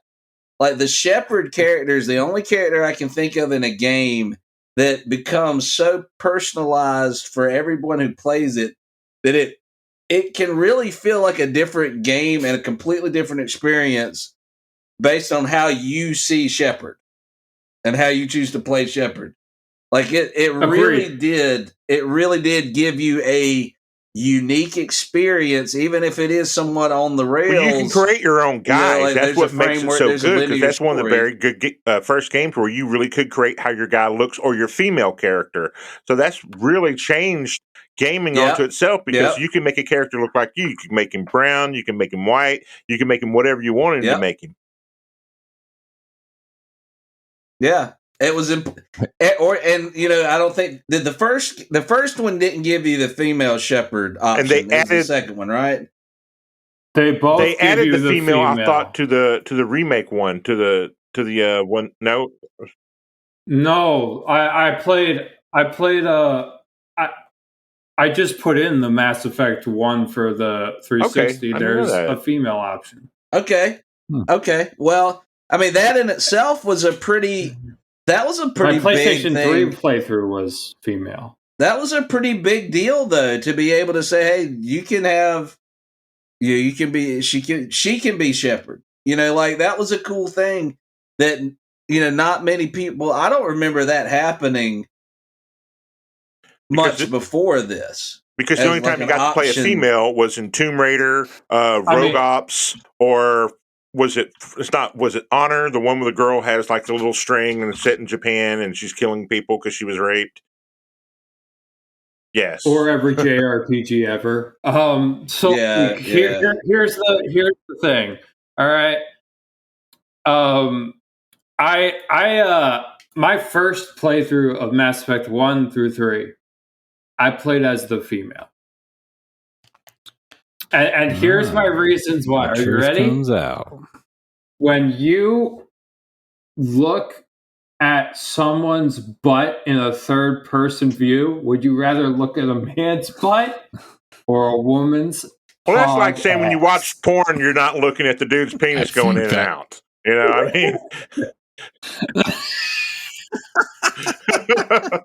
Yeah, I'm watching the Hago eyes going off. They do all that with green screen. That's all. They all do all that in post. The only time I played as a girl was in. I know. Is anybody here familiar with Jade Empire? One of their earlier games. Okay, so I played as a girl and had a female romance with the other girl who was in my party in Jade Empire, and then we ruled the world after we killed the Emperor and Jade Empire. And that game needs to be remade, by the way. That was an amazing game. Yes. I did play. I never played a full playthrough as female Shepard, but I played probably half of Mass Effect 2 with the female Shepard build, and I will say that like the voice acting was really good for her, and there's a different dynamic between like her and Garrus and different characters. They do react to you differently as the female Shepard, so like it's not just this is an option, but it's the same game. Like, you legitimately have like a different experience. I'm not saying it was a better experience, although I'm sure some people will say that. But it's a different experience as female shepherd versus the male version. But all of us have forgotten to pay homage to Jill Valentine. There you go. There you go. The thickest ass of them all. Let me ask you this. Can you name the male voice actor for Mass Effect? Isn't it the guy who did It should be the Uncharted? same guy. No. No. What's his name? What's Nope. his name? Mark Meir. Male. Can you name the female voice actor for Shepard? No. No. Laura Bailey. Jennifer Hale. Ah. Hey, actually, that sounds familiar, actually. But here's the point. I knew without looking up, Jennifer Hale was the female voice actress. And that's because there's been this rabid fan base around her and being like, Jennifer Hale is my Shep. That's how much everybody loved her. And she was extremely good in the role. Now, I will say this. All of the voice acting is great. But part of her career is built off of her role as female shepherd. Yeah, she did a wonderful job. She more than wonderful. She was perfect in the role. And it's interesting that a lot of people steer more towards remembering her as opposed to Mark. I had to look up who the male actor with Mark was because it just seems like he hasn't done a whole lot after that. But the idea is she did such a great job in this that she became a household name beyond just what she did in Mass Effect. And I said, on a whole, the game's voice acting is stellar. Everybody had a different sense of who they were being. And I bring this to the point of hearing the Reaper talk for the first time. When you're introduced to Sovereign and you're like, oh, this isn't just AI. This is, I think this is the Reaper. And he sounds so menacing and so he has conviction in what he's saying, what it's saying. It's the sound effects and voice acting in this game are part of what makes it so engaging because you're believing these roles. It's not just some crappy, janky voice acting that's like, wow, that person phoned that one in. These people are really talented, and it adds to the overall depth of what you're experiencing. And they got people like Keith David. Like, that dude was Spawn. He was like Goliath in Gargoyles. His voice is so iconic. Yeah, he was in the Thing and some of those John Carpenter movies. He was iconic. So he did the voice of Anderson. That automatically gives that character a gravitas that it wouldn't have had otherwise. Did you know that Sovereign's alien race is in Mass Effect 3? It's not actually a ship; it's an octopus-like race that they turned it into a metallic weapon. It's DLC. I'm assuming that was the last DLC for it. Speaking of, the dark one when you go underwater. Yeah. Speaking of DLC, you said earlier that this Mass Effect had DLC? I remember the Citadel being a DLC for the second game. Third. What was the DLC like for this game? That was third. That was the last Citadel bit of was the third DLC, one and it was where like an you're trying honoring to, of the game for everybody, and they changed the ending. Yeah, you're facing your clone. Okay. In the Citadel. Cerberus cloned you twice. They revived you and then they cloned you. So they copied Metal Gear. Got it. And your enemy in that DLC is the clone. All right. Okay. So what was the DLC for Mass Effect then? I believe a couple of different sniper rifles, and No, there was or was there some other weapon, and then there was an extra. Yeah, it was an extra The mission. asteroid one. Yeah. What when the asteroid was about to hit Terra Nova, which is Earth, and the Brutarians were the people who were chucking the asteroid right into Earth. To be fair, it was not a great mission. It was not. It was terrible because most of it was done on the Mako, and the Mako sucks. Yeah, I remember the Mako sucking. Yeah, it sucks out loud. I'd say probably about like 90% of that mission was on the Mako. Yeah, It was not fun. Being boo boo. Hammerhead was better. So speaking of things that sucked, let's kind of talk about some of the down points of revisiting the game. JT, obviously you've revisited it several times. What are some things that just kind of stand out that weren't so great for Mass Effect? Well, I've always said I said it kind of in the beginning. It's their first time at it, so it was the gameplay. The gameplay was not the best. I think what they did with it afterwards and evolved it from like Mass Effect 2 and 3, I think that was great. But Mass Effect 1 gameplay wise, it did not age well. Yeah. Well, correct me if I'm wrong, but it wasn't until that second game that they kind of borrowed the cover mechanics from Gears of War for the combat, correct? Yes, you're right. You are right. So yeah, 100%. the first game, it was an aggravating thing to try to keep from getting hit. Combat just wasn't fun in the first game. The story, like we've said, was great, but the combat is not fun in the first game. There were a lot of times in the first game where your party would force you out of cover to get into cover. And then you would die because they bumped you out of cover. There were also times where, for some reason, you're in cover. You're in it. And then you don't press anything. You're standing up now. And they're just gunning you down. Yeah, it's aggravating. So aggravating.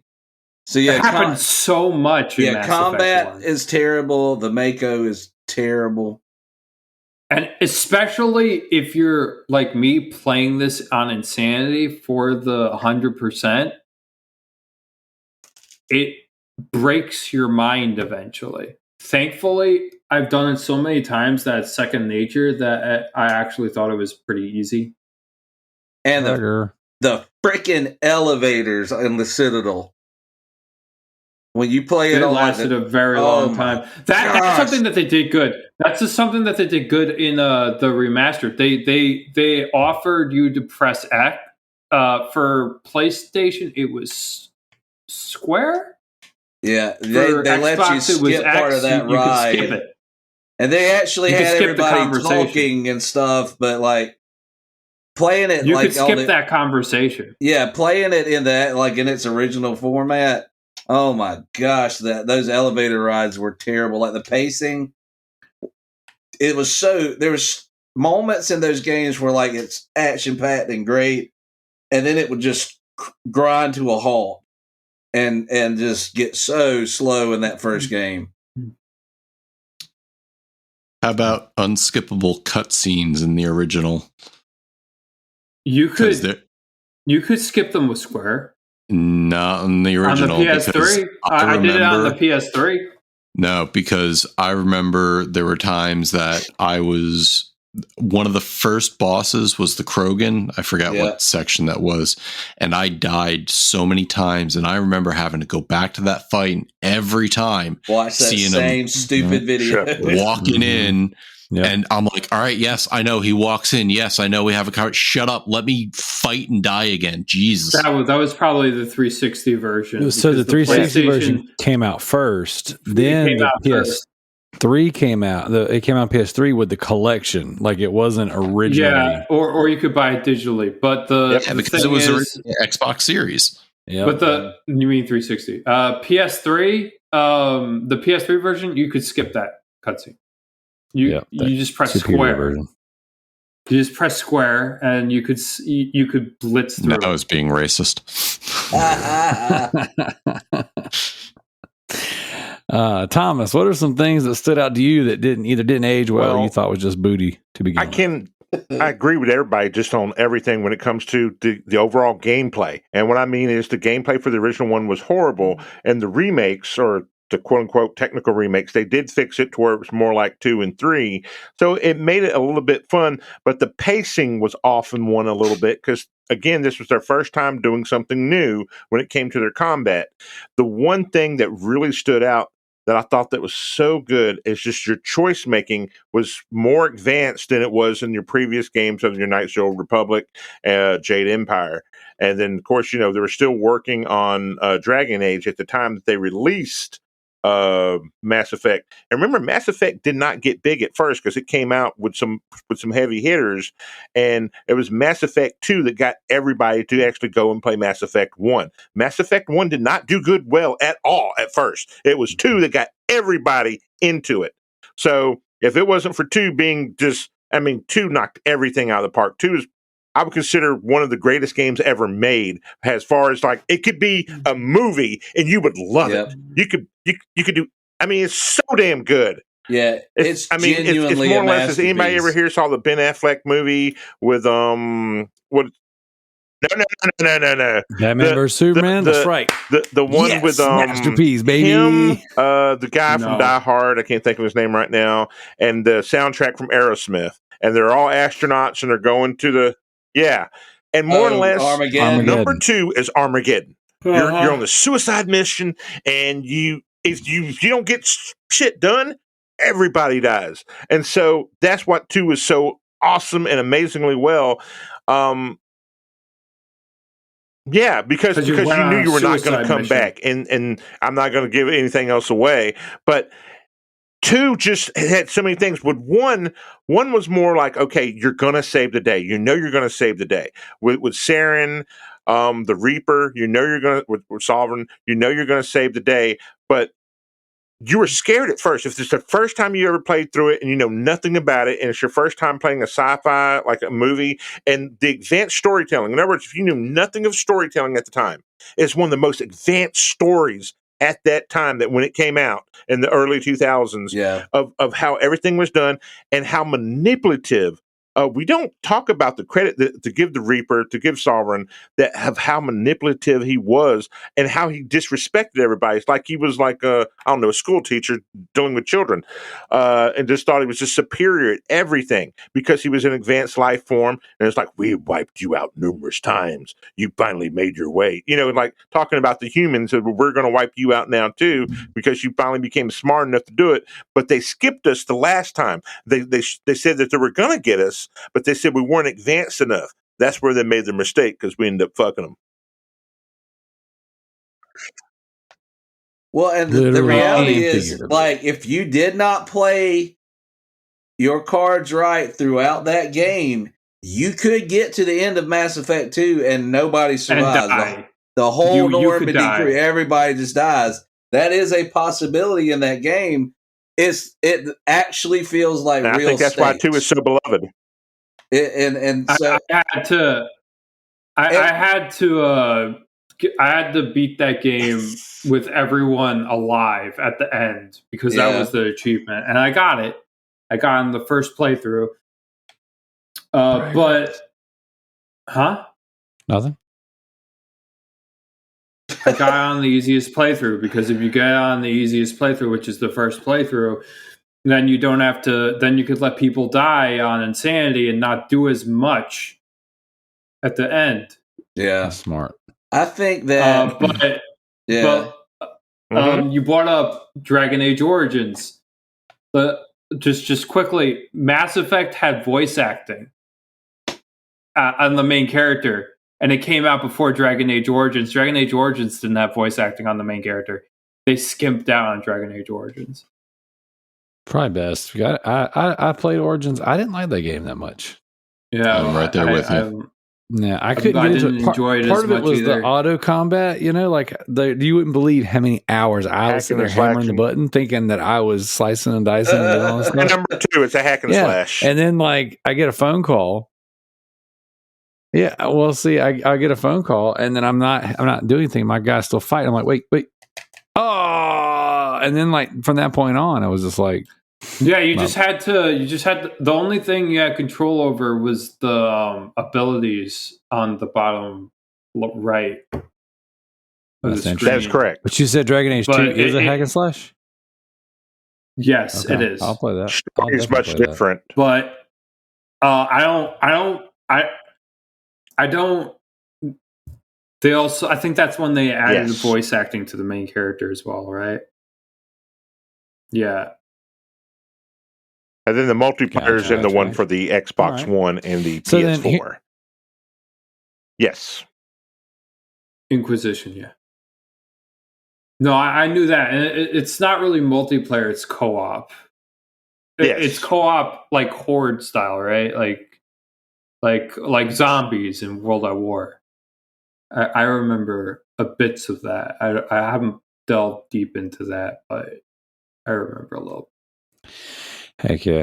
All right, guys. Well, then I want to go around the room just kind of one more time and get like kind of a last minute thoughts, on the game, or if there's anything that you want to just kind of bring up about it, because I feel like conversation's been pretty good. I do feel like we've bounced all over the place.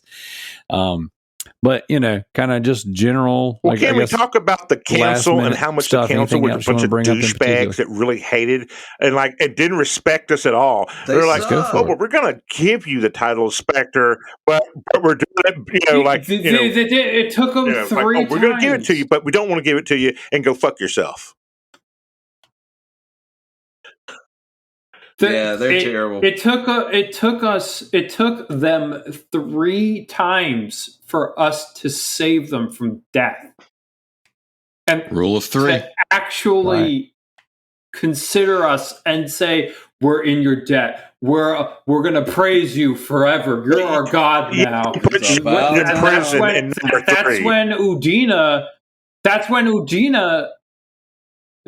Udina went rogue and went to Cerberus/Reapers, and that's when I riddled them with bullets. Because I always hate Udina. Oh, you just hate him because he's a part of a certain group. Awesome. Yeah. Racist. No, he's not. He's not always in the group. He wasn't in there in Mass Effect 1 or 2. So I think the one thing that we haven't really talked about that I think deserves a mention. I know we've talked about how the pacing isn't great in the first one, and it's got issues. All of that being said, that finale in the first one, when you do have to deal with Sovereign, that finale feels. Well, what about the big reveal with the was it the Prometheans? So the big. Yeah, the Protheans, the big reveal with them makes the game change completely, because when you're there on that planet and all of a sudden you're hearing all this stuff that took place, because remember, they just disappeared. They're the most advanced, the smartest, the greatest, and all of a sudden, they disappeared. And so when you start to find out about them, it changes you, because then it changes, like, you start to feel like at that one point in time in the game, it starts to feel more realistic because you've invested all this time, because you probably got at least 25 hours into the game, if not more, and then it changed you because you hear about them, and then it's like, oh my god, and this happened to them.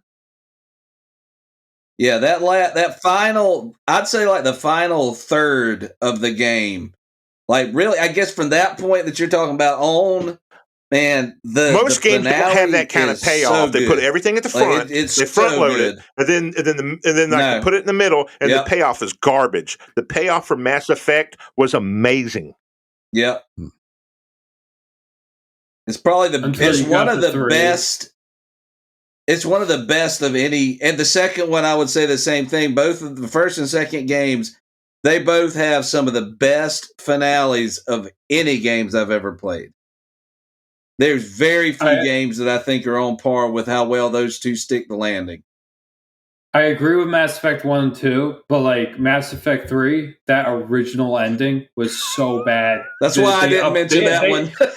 They ended up removing it and patching in a new one, which was a great ending. But like, it still wasn't like as epic as Mass Effect 1 and 2. Let's be real. It never was and never will be. Let's hope that Mass Effect 4 ends up I being still like that. about 75% of Mass Effect 3. Well, But it think about this. was- Is 3 actually a it's great, dream? just didn't Because pay off. remember, he's chasing the boy in the woods. Is this all in his mind? Had the Reapers already infected him? And is number 3 just all a dream inside Shepard's head because he's being controlled by the Reapers? In Mass Effect 4, they already announced that that Shepard was real and was never controlled by the Reapers. Apparently, there's like an ending where he survives. I never seen that, and that's what I've never seen that ending. I don't know. You got to do something to bring him back. I've never seen that either. But They'll patch that apparently, as exists. DLC. I just haven't seen so it. like apparently, like every ending that I've seen, That's Shepard correct. had to kill himself to save everyone. But like one of them, apparently he survives, although they probably never show it. So canonly, because of what they said about But what Mass if Effect everything 4, that Shepard has is done and alive. everything we did in Mass Effect 2 and 3 were all dreams put together by the Reapers when they had basically destroyed the ship? Shepard's body survived. Shepard's been kept by the collectors the whole time, and we don't even know, or the Geth by the whole time, and they've been manifesting this. This is hypothetical. Yes. Is this hypothetical? Is it okay? Because I literally just told you that can't be. I would be mind blown. My mind would be turning. It's a good way to reset it. It's a good way to reset it. That basically you still keep him at that age. You can say everything was kind of a dream process of where they were controlling him the whole time. So certain people broke him out, they freed him, and then basically you're starting the whole franchise over again with the Reapers still intact. Yeah. With Mass Effect 4. And you can do a whole nother trilogy based off that. Because Liara was in the trailer. Their race stays alive for what, 2,000 years? Yeah, like she's going to the wreckage of the Normandy. Yeah, there were like a few thousand. Yeah, so it could mean anything, like. But she's there. There are mentions Is she still a power of all broker? this in Mass Effect Andromeda, even though I don't know. I don't know. I didn't really get far in Mass Effect Andromeda. I kind of just I got to the first place and I was just done. I was like, man, this is the most boringest thing I've ever played in my life, and the characters are unattractive. No, I got to the middle. I got to the middle of Mass Effect Andromeda, and then I said, "Oh, I'm done." I say Game Club, baby. Let's finish it. Yeah, I'm probably gonna. I want to platinum it because I want to have all the Mass Effects platinumed, and I have every single stack on the PlayStation done except for Andromeda. And the thing is, Andromeda, it's not just one of those things where, like, if it had been a standalone game that didn't have the Mass Effect name, like if it had just been another game on its own, it would have been fine. If it had no connection to Mass Effect, it still was a sucky game. It was just not a good game. It released like Halo Master Chief Collection Online. It was a broken pile of shit. You literally moved, you phased into the world. That was it. You couldn't play the game. It was terrible. It was like Cyberpunk 2077. Like it was just. It was like Cyberpunk 2077 on a PS4 and a Xbox One, because if you played it on a Series X or PlayStation 5 or the PC, it didn't do that. But like, but no, it's just a terrible game, and they should feel bad about it. No, I think it's. Well, to be fair, it was made in Canada. Okay, so. Now I wouldn't say it's great. Blame Canada. Blame Canada. Blame Canada. Country. Awesome. Matt, you got anything you want to add before we get out of here? I really don't have much else to say that you guys didn't cover. I think we covered this game very thoroughly, and I appreciate all the input everybody had. Heck yeah. I think it is worth the time and effort to go through all 3 games to get to the conclusion because, as they said, it does pay off. Well, think about this. You remember And the I part with the highly spider, recommend it. right? If you keep Heck that yeah. spider alive, that spider will fight with you in number 3. Remember, every ally that you don't kill that may be an enemy that you keep alive, they will all fight with you in number 3. Yeah. Yeah, if you don't use the poison cloud, if you don't do the she gets recaptured in number 3 if you use if you go into Grunt's mission. which Everybody Grunt that you is the don't kill, other- that you keep alive, is in the other words, you tank have the bred, option to kill them, or turn them in or whatever. They will actually fight with you in number 3 to help Yeah. you take on the Reapers. Yeah, the Arachni. They're called Arachni. And They're that's called one thing you have to take Arachni. into account. That's awesome. I wonder what kind The of horrible spider. people. Are there any people that are so awful as human beings that they didn't cure the genophage? Well, that was up to you. You could either lie about it to lie about not doing it to keep Morden alive, who is the Solarian that dies if you end up curing it, or you can have him cure it, get a huge army, I want the huge army. and kill off Morden, But which is what I did. I mean, like, Which is what I isn't it did. an option? There's an option to not Yes. cure it, though, right? Yeah. I'm saying, But like, I wonder if there's anybody who is did alive. that. Morden is alive, and the Solarians join you. But the thing is that the Solarians Dude, that was will a eventually cold-blooded join killer, you by the way. regardless. Right. Even Or scientist / killer, yeah. Morden, yeah, he's the cause of the genophage. Cold-blooded, He man. created the thing. He hated the Grogans that much. I don't think he hated them because, like, he created he created the cure because he literally said, "Yeah, I don't like thinking like that anymore." I think that his storyline is more so that he's just so. It's sort of the Jurassic Park thing of, like, we were so busy trying to figure it out if we could do it that we didn't think about whether we should.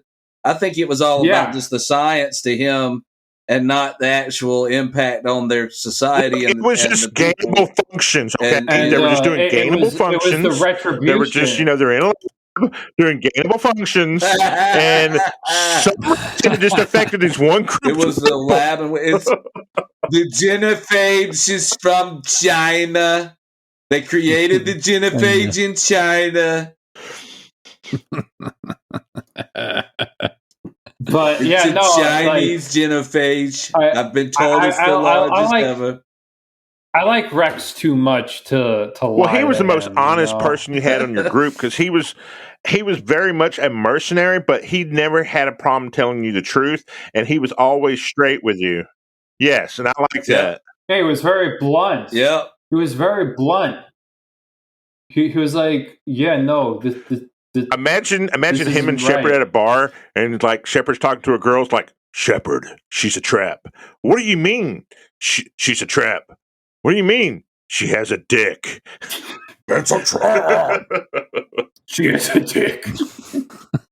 I can 100% see it. But I also just don't. There are actually in that DLC, that Citadel DLC, you and Rex are in a bar. That's not too far fetched. So that's you do end up in a bar. It's not. He ends up in the DLC. So I'm assuming that's the Citadel one that I didn't play. Awesome. Yeah. where I you fight hear the that's clone. really hard. I hear the Citadel DLC is like really hard. Not if you do it on easy, which is what I did. But isn't there like isn't there a trophy? I did my 100% playthrough on casual, and then I just beelined it to the end. Didn't care about missables and insanity because it was easier to do that. Yeah. Like, why would you? How go hard is through the insanity hurt? run? Actually, I don't think any of them are actually that difficult. I think Mass Effect 2 is the hardest and there's only like 2 places that are actually hard, which is Horizon, which is the human colony that the collector. You have to pay attention to your ammo and what type of ammo you're going to use against the them. people. Gotcha. No, you could just use the wall glitch. I mean, they all Mass Effects have an exploit that you can use a wall glitch where you edge out. You're like on the side. You can see them, but because of the programming, they can't see you. So you're a peeping Tom. So they'll never shoot at you, or they'll shoot at you, but they'll always miss. So you just shoot them back. But the thing is that can easily be countered because they could just walk up to you. And they're damage sponges, so eventually you will die if you do that and don't move on. I don't think it's that. I think like in Mass Effect 2, it's Horizon and the collector base. Those are the 2 collector base, and probably the Geth level where you recruit Tali. Those are the 4. Dude, those Geth can get overwhelming, boy. Those are the 4 levels that are hard, but on Insanity. But everything else is cakewalk. Mass Effect 3, it's the Citadel missions where you're where Cerberus invades. Yeah, and all just that waves stuff. and waves of, and then they drop the big mechs. Well, fighting that boss is pretty difficult. The guy who's part of the Elusive Man's team. He's paying the ass. Oh, the little Asian dude. Well, that's at the base. That's not the same level. That's in Cerberus base. So at the Cerberus, that's the next hard part in Mass Effect 3 is the Cerberus base, when you invade the Cerberus base because of that one battle that he was talking about. But they're completely doable. I think they're completely doable. I've done them so many times. I think they're completely doable. I rate the difficulty probably like a 5 out of 10, 6 out of 10 in difficulty. 6 out of 10 most. Okay. All right. I dig it. I think you could do it, but you would have to practice in a few places. Well, I mean, Darrell's Shepherd can't do it because he has to have that battle with Blue Balls.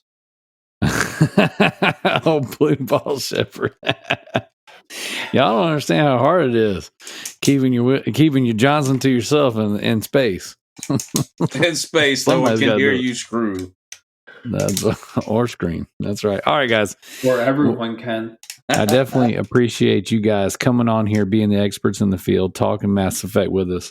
I'm sure the audience will definitely appreciate it too. Lots of passion in this group.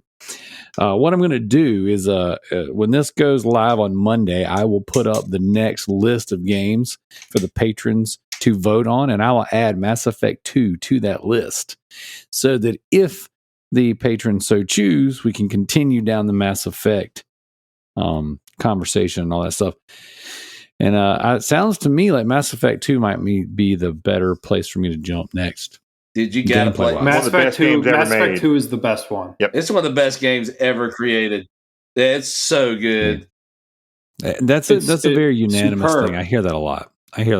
So, and I'm not saying this because Levi says it's a masterpiece. This is actually a masterpiece. It legitimately is.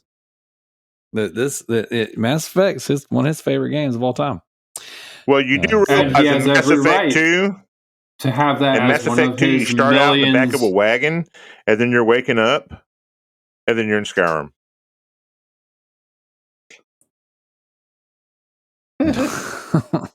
God help us. You're in space Skyrim, where you're raping children. Whoa, that's terrible. I used to be in Cerberus until I took an arrow to the knee. Oh, God. All right. Or you're conceiving children, having them starve to death, and then leaving them for death. Jeez. All right. So that will be a good parent. That'll be that's not how you parent, by the way, in case anybody was wondering. I was actually a camp counselor. I'm not actually like this. I didn't kill my campers. Now I'm actually concerned. Let that one go. You're just making it, just burying yourself. He put that on a resume. He was like, I was thinking, right, here's what I'm going to do. For resume, since you All right, mentioned guys. resume, if you're a fluffer, can you put fluffer on your resume? Oh, dude, funny story. I don't know, by the way. I'm sure there's a professional term for that. But I just put together my artist. I just put together my resume artist, to nice. apply for some audio editing jobs. Con.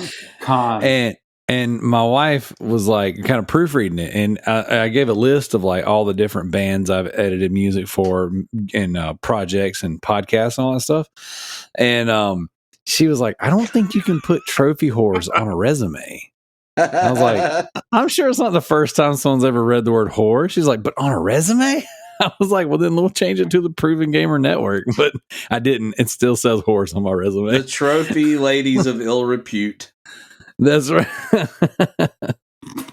But yeah, sure enough, I got whores on my resume right now. How much you pay them? There you go. They pay me. So you're the pimp. Oh, you got the cane? Special skills keeping the pimp hand strong. Got the cane? Are you that pimp? Damn. What's that? Good try. Everybody give JT a hand. It's been a long night. All right, guys. We're going to get out of here. I'm a pimp named Slickback. He's trying so hard to not say certain bad words. I love it when Hank Hill, when they would say, "I am not a pimp." No, I was trying to do the Boondocks thing, and then it just didn't roll off the tongue. No, never does. All right, guys. Thank you, JT. Thank you, Matt. Thank you, Thomas. Thank you, Josh. Thank you guys so much for coming on here, talking Mass Effect. We'll definitely reconvene on the next Game Club. You guys are welcome to come back. Darrell, at any time. One more thing. That you guys want to talk about. For a movie, who would play Shepard, male or female, for the movie, and who would play Ashley Williams? Matthew Fox. So I got this. Okay, so the person who will play both the female and male Shepard is Nick Cage. Poop Sock. Oh my gosh, that's not a real answer. That's a terrible answer. Yeah, I think Nick Cage would be good. It wasn't. I was trying to say Poop Sock at one point. And okay, gotcha. You had to get your quote in. So that my brand is good to go. Okay. All right, you did good. No, I think Matthew Fox from Lost that played Jack on Lost. I think he would be a really good Shepard. 100%. Now, who'd be his racist sidekick? My wife. Because if you're black, you're a sinner. And Jesus can make you white again. We gotta kill all the blue aliens. Oh my gosh. If you could record her saying that, Josh, we could splice that into the audio. Not happening. Will you tell me that story that you told the youth at one time? She's gonna listen to this podcast. She's gonna give you a nice slap in the face. She ain't listening to this. She ain't listening to this. She's shocked. She's an educated human being. She would never. She's a lady of culture and class. The most educated person is the non-educated person. All right, guys. We're going to bounce out of here. Thank you so much. Guys, if you're listening, thank you so much for checking out Lou Bros Podcast. I really appreciate it. We got some really cool stuff coming up. We got some great guests coming up. We're going to have Will from the PlayStation Collectors Podcast coming on here. Thomas is going to be back. We're going to be talking about broken, busted A games. And, of course, our good buddy Matt G, always coming in clutch. Pretty much always all the AAA AAA games. So, say what, JT? Pretty much all the AAA games these days is broken. Sounds like we will be mentioning Square Enix a lot. Yes, I would. I would love to join you on that. There you go. You better, because that Forspoken fucking piece of shit. Hey, it's on discount today. It's on discount. All right, we're gonna have the cuss cast where you guys are gonna get on there and just cuss all the developers out for sucking at their jobs. I will join. Awesome. All right, guys. This is the real one. On 3. 1, 2, 3. We're out of here. Poop sucks. All right, guys. I'm going to come in here with the backlog beatdown and the leaderboards stats real quick. Just a little bit of post after this excellent, super fun episode. We're going to start off with the backlog beatdown. In first place, we got I'm Styling on Your Bro with 97 points. We got Red Beer Rick with 52. We got Duplex with 38. We have Diego with 31. JT with 30. Gaz Davis with 25. We have Yield with 23. We have Departed with 22. Sadik with 22. Resident Darrell with 20. We have Alex, CJ, and Trying Casually Games, which is old John Michael Game Squad, with Ty with 17. Kalai with 13. Dino Killer with 12. Jared with 12. We have MZ with 9. We have Zach, One Plaid Zach, with 8. We have James the Nerd with 7. Sid with 3. Haley Pickle with 2. And Noah the Builder with 2. Now we're going to head on over to the Loot Bros leaderboards, starting with the True Trophies leaderboard. We have Misi Goats a lot with 138 points playing some Hogwarts Legacy. Great job. We've got the Affectations Don't with 39, also playing Hogwarts Legacy. We got Mr. TMNT 84 with 34 playing some WWE 2K23. We have Resident Darrell in 4th place, finishing up some Gotham Knights. I'm actually down to the last 3 trophies.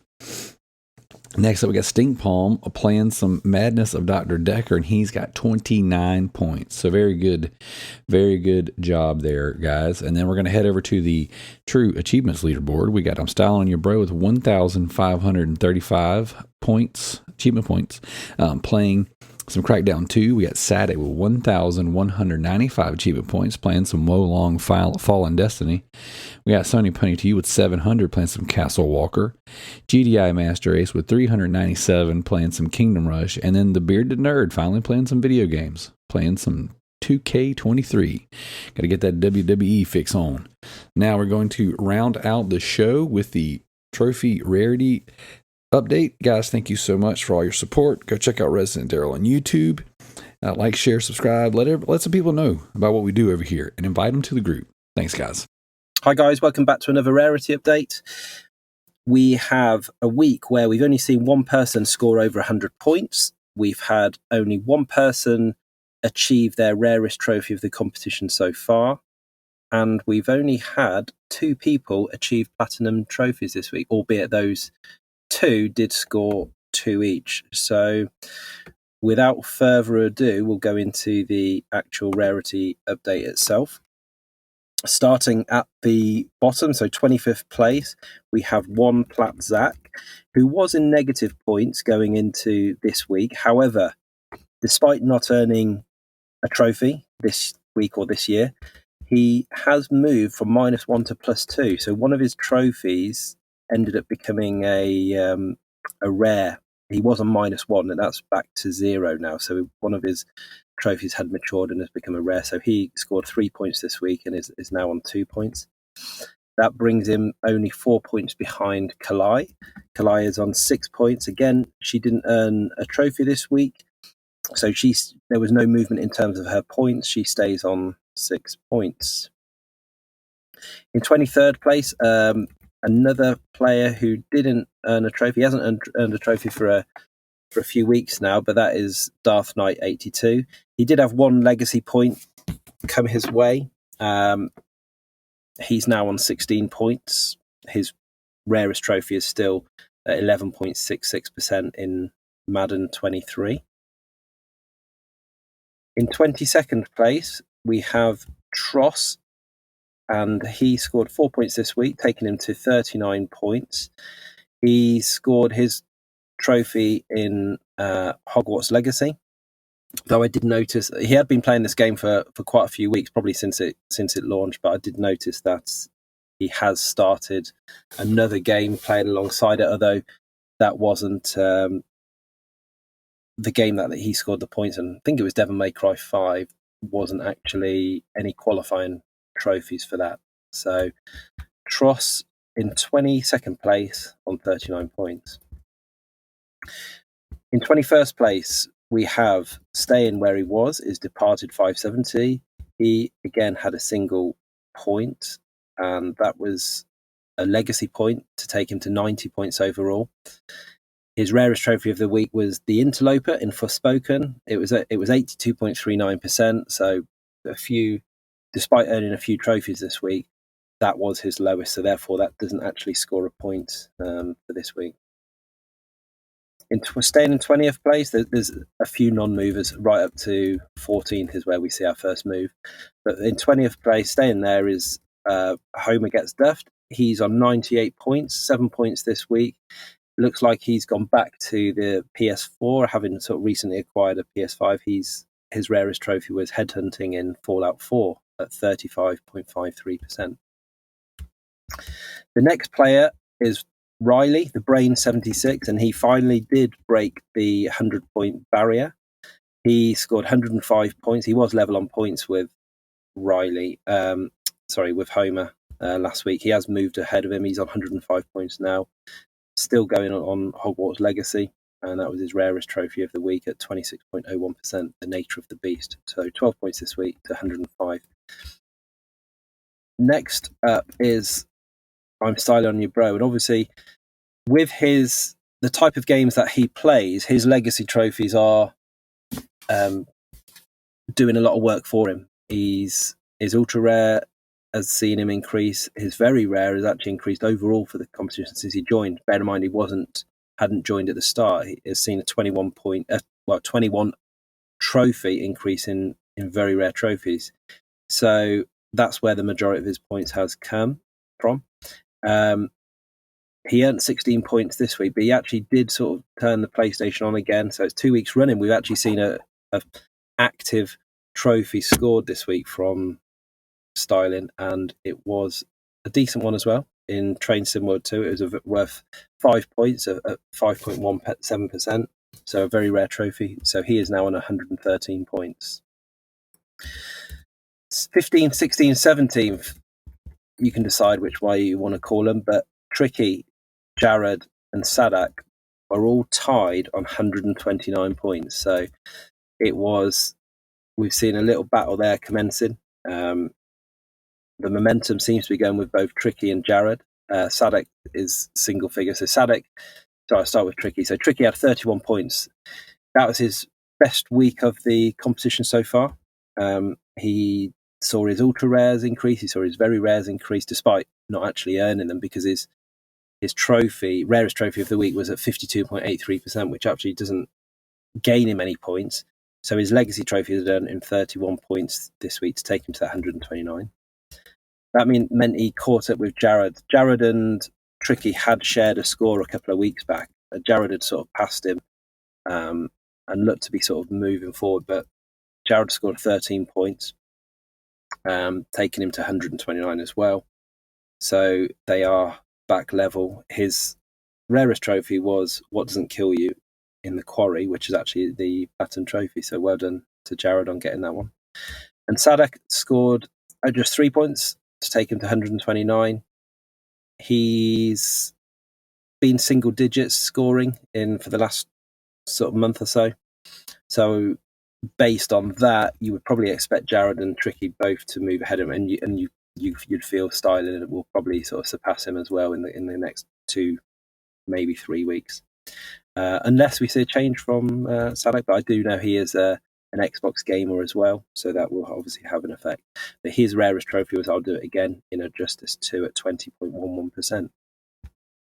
There's then a big jump, or fairly big jump, to 14th place, which is JT, that wants to go. He's on 216 points, so about 80 odd points, 75 point lead. His legacy trophies, he was relying on them this week to do the work. They scored 3 points. He didn't actually earn a trophy himself this week, so probably playing the Steam Deck or Game Pass, but he was able to still earn 3 points. So well done to JT. But he did drop a place. So although he was previously in 13th, he's dropped to 14th, and he's been replaced in 13th by MZ Nitro. He earned 13 points this week, taking him to 223. So still not a huge difference, only 7 points difference between JT and MZ. But MZ going through his online Assassin's Creed trophies. His rarest was Destroyer in Assassin's Creed Black Flag at 19.26%.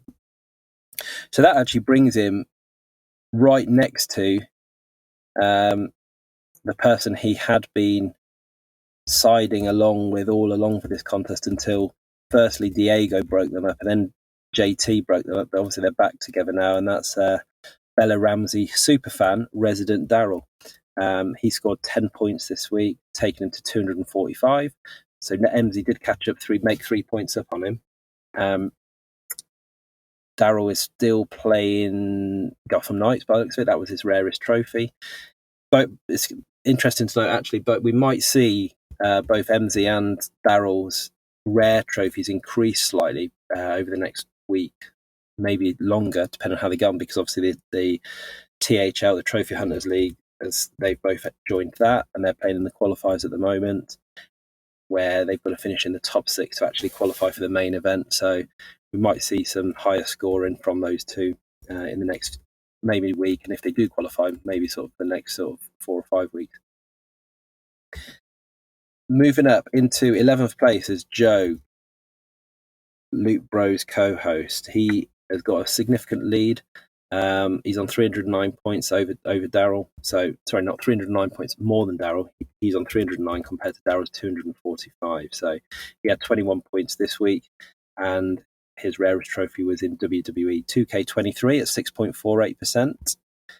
He shares a score, another sort of tied score, and he shares a position and a score with Diego. He's also on 309 points. He managed 7 this week. Legacy points that were, because his rarest was Chapter 3 in Castlevania Lords of Shadow at 54.84%.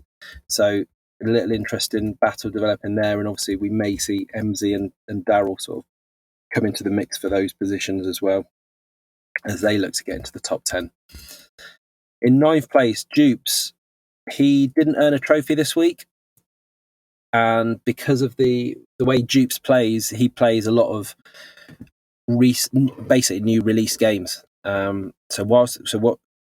It's an interesting one, because for myself, I tend to play, very rarely will I play a brand new game. So a lot of my trophies are already from older games and have already matured to probably their realistic value. You will get some swing that's in certain trophies, whereas Dupes will play new games. So what happens with his trophies is that 1 week he'll score really well and high because of the not many people have earned those trophies, especially the way he sort of flies through games. But as those trophies become rarer, and if he doesn't sort of continue playing those sort of newer games to compensate for that, you get weeks like this where if he doesn't play, he ends up scoring negative. So he scored negative 18, taking him back down to 365 points. But still holding on into 9th place. He dropped a place from it. He was 8th last week, but he's in 9th. So, and still a healthy lead over both Diego and Joe. Then we've got 3 players who are sort of fairly close together. We've got Affectatious Dong, who had moved up a place from 9th to 8th. So CJ putting in a decent score, 37 points this week, taking him to 417. And it was another trophy in Theatre Rhythm, Harmonic Enlightenment at 23.14%. So decent week from him, taking him to 417, moving him away from Dupes. And he is closing the ground on the Grounded Gamer. So Corey didn't earn a trophy this week. Another one who didn't earn a trophy. So in fact, this week was the most participants that haven't earned a trophy this week. I know that Corey, the way that he works, sometimes doesn't allow him. His work schedule doesn't allow him to play the PlayStation on occasions, and that may be what's happening this week. He did score 12 points still, keeping him above CJ.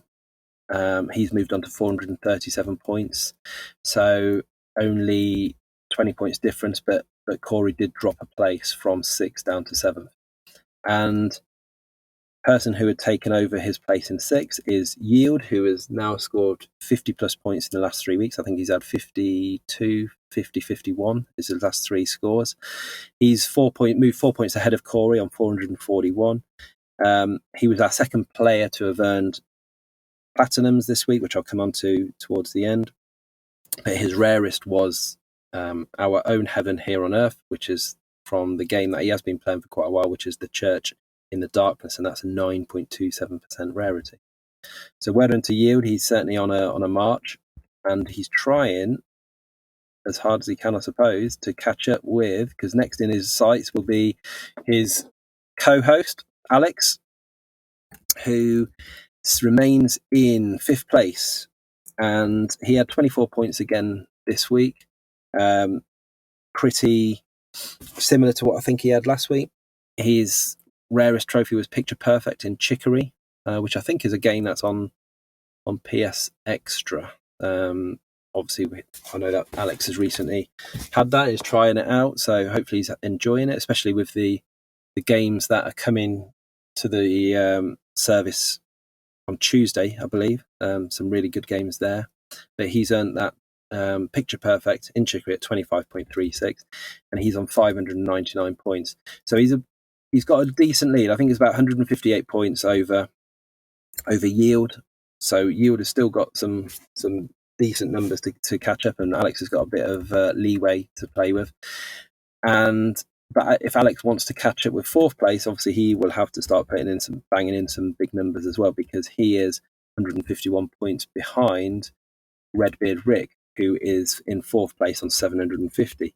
He had 28 points this week. His rarest trophy entered into the rarest trophy of the week, and that was in Stranded Deep, is this Ithaca at 4.44%. So good trophy there. So well done to you, Rick. He's slowed down compared to where he was at the start, but I think the majority of people, if not everybody, has anyway. It is difficult to keep at that level of scoring. I can tell you that from experience. So he's got, as I said, 28 points this week, 750 overall. He only is 21 points behind Mark Fraser, who is pulling away a little bit. He sort of gained 6 points on Rick from last week. He's on 771 points. He had 34 this week. I suppose the mention we should do with Mark Fraser. Mark Fraser had been our highest point scorer for the last couple of weeks. He's actually now, he'd already held the rarest trophy of the contest, but his rarest trophy that he's earned this week puts him both top of the rarest trophy of the week and rarest trophy of the contest, and that is The Hero We Deserve in Injustice Gods Among Men, and that is at 0.33%. So really rare trophy, and someone has got to go hard to beat that, because that is really impressive. So well done to Mark Fraser on that accolade. In 2nd place, Mark was able to pull some ground back on me. I only scored 23 points this week, which was my lowest total so far of the contest, and that was only helped out by the fact that Saturday morning before I did the update, I was able to sort of dig out another ultra rare trophy in Dangerous Golf. So that was my rarest trophy, Gold Digger in Dangerous Golf at 2.01%. That got me to 23 points, which gives me a total of 832. So pretty pleased with my scoring overall. I'd imagine this week's going to be a bit quiet for me, because I am away at the weekend, well, Friday and Saturday. So enough time to do the rarity update on the Saturday, depending on how I feel. I've got a long drive, but not enough time to game. So it might be another quiet week for me. And in top spots, still going strong as ever. The only player to have hit 100 points this week, he scored 102, taking him to 1,256 points. So a lead of over 400 now. So huge figures. And that is me Scoats a lot. So George, well done to you. So absolutely smashing it. Might need to slow down to give us all a little bit of a chance, or sort of humorous at least. But he did. The rarest trophy of the week was Isolager's Revenge in Minecraft Dungeons, and that was another very rare, so 5.97%. So well done to George, well done to everybody else for participating. Moving swiftly on to the rarest trophies of the week and of the contest. So in 5th place for the rarest trophy of the week was Mies Goatsalot. He'd earned Isolager's Revenge in Minecraft Dungeons, as I said, 5.97%, and that was for Killer Glow Squid using an ice wand. In 4th place this week was I'm Styling on You Bro in Train Sim World 2 for RRO Valley Venture at 5.17%, and that was for completing 100 services on Rhine Ruhr Osten without falling asleep, presumably, which I think is what that would happen to me if I attempted that trophy. In 3rd place, Redbeard Rick with Is This Ithaca? Stranded Deep at 4.44%, and that was for building a campfire on 10 distinct islands. 2nd place goes to myself with a Gold Digger in Dangerous Golf, and that was for earning all single-player gold medals in Australia. And the top the top trophy of the week was The Hero We Deserve from Injustice, Gods and Men by Mark Fraser at 0.33%, and that was for reaching level 100. So well done. Obviously, that must be a pretty tough feat to achieve, given it's only a 0.33% rarity. So there was very little change in the rarest trophies of 2023. The only difference being Mark Fraser replaced his previous best with an even rarer one at 0.33%. So in 5th place is Diego with his Tetris Effect Platinum. 4th place is Yield with his long-standing Deep Rock Galactic trophy of Protein. I come in at number 3 at 1.14%, so only 0.001% better than Yield for You Got Cornered in Kickoff Revival. Rick is at number 2 with Capcom Arcade Stadium Hardcore Gamer at 0.84%. And as I said, Mark Fraser holds the number 1 spot for both the week and the contest. So the weekly platinums, not much to go through on here. As I said, only 2 people had earned platinums this week, and both of them scored 2 each.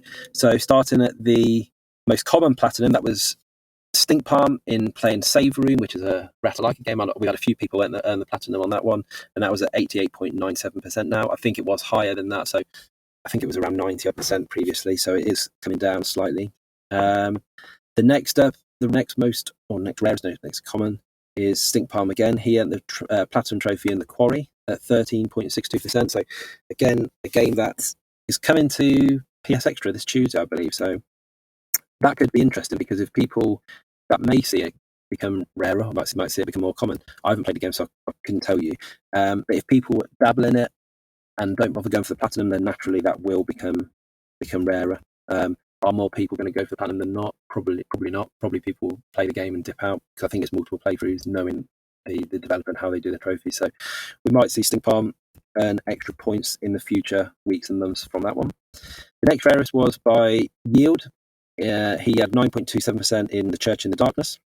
I know that he's had to, looking at trophies that he's earned on that one, I don't know if it's multiple playthroughs, but certainly there seems to be similar trophies related to different people, indicating you might have to play sort of similar story modes on different occasions.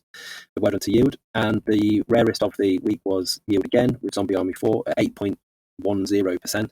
So well done to Yield on that one. Again, it's not a game that I've played. I keep meaning to start the trilogy. You know, I think we got given that one on Plus as well, Zombie Army trilogy, which obviously is similar to this Sniper. I think it's from the same people who made the Sniper Elite series, but I plan to get to it at some stage, but I'd say that with hundreds of games, to be honest, but it doesn't happen.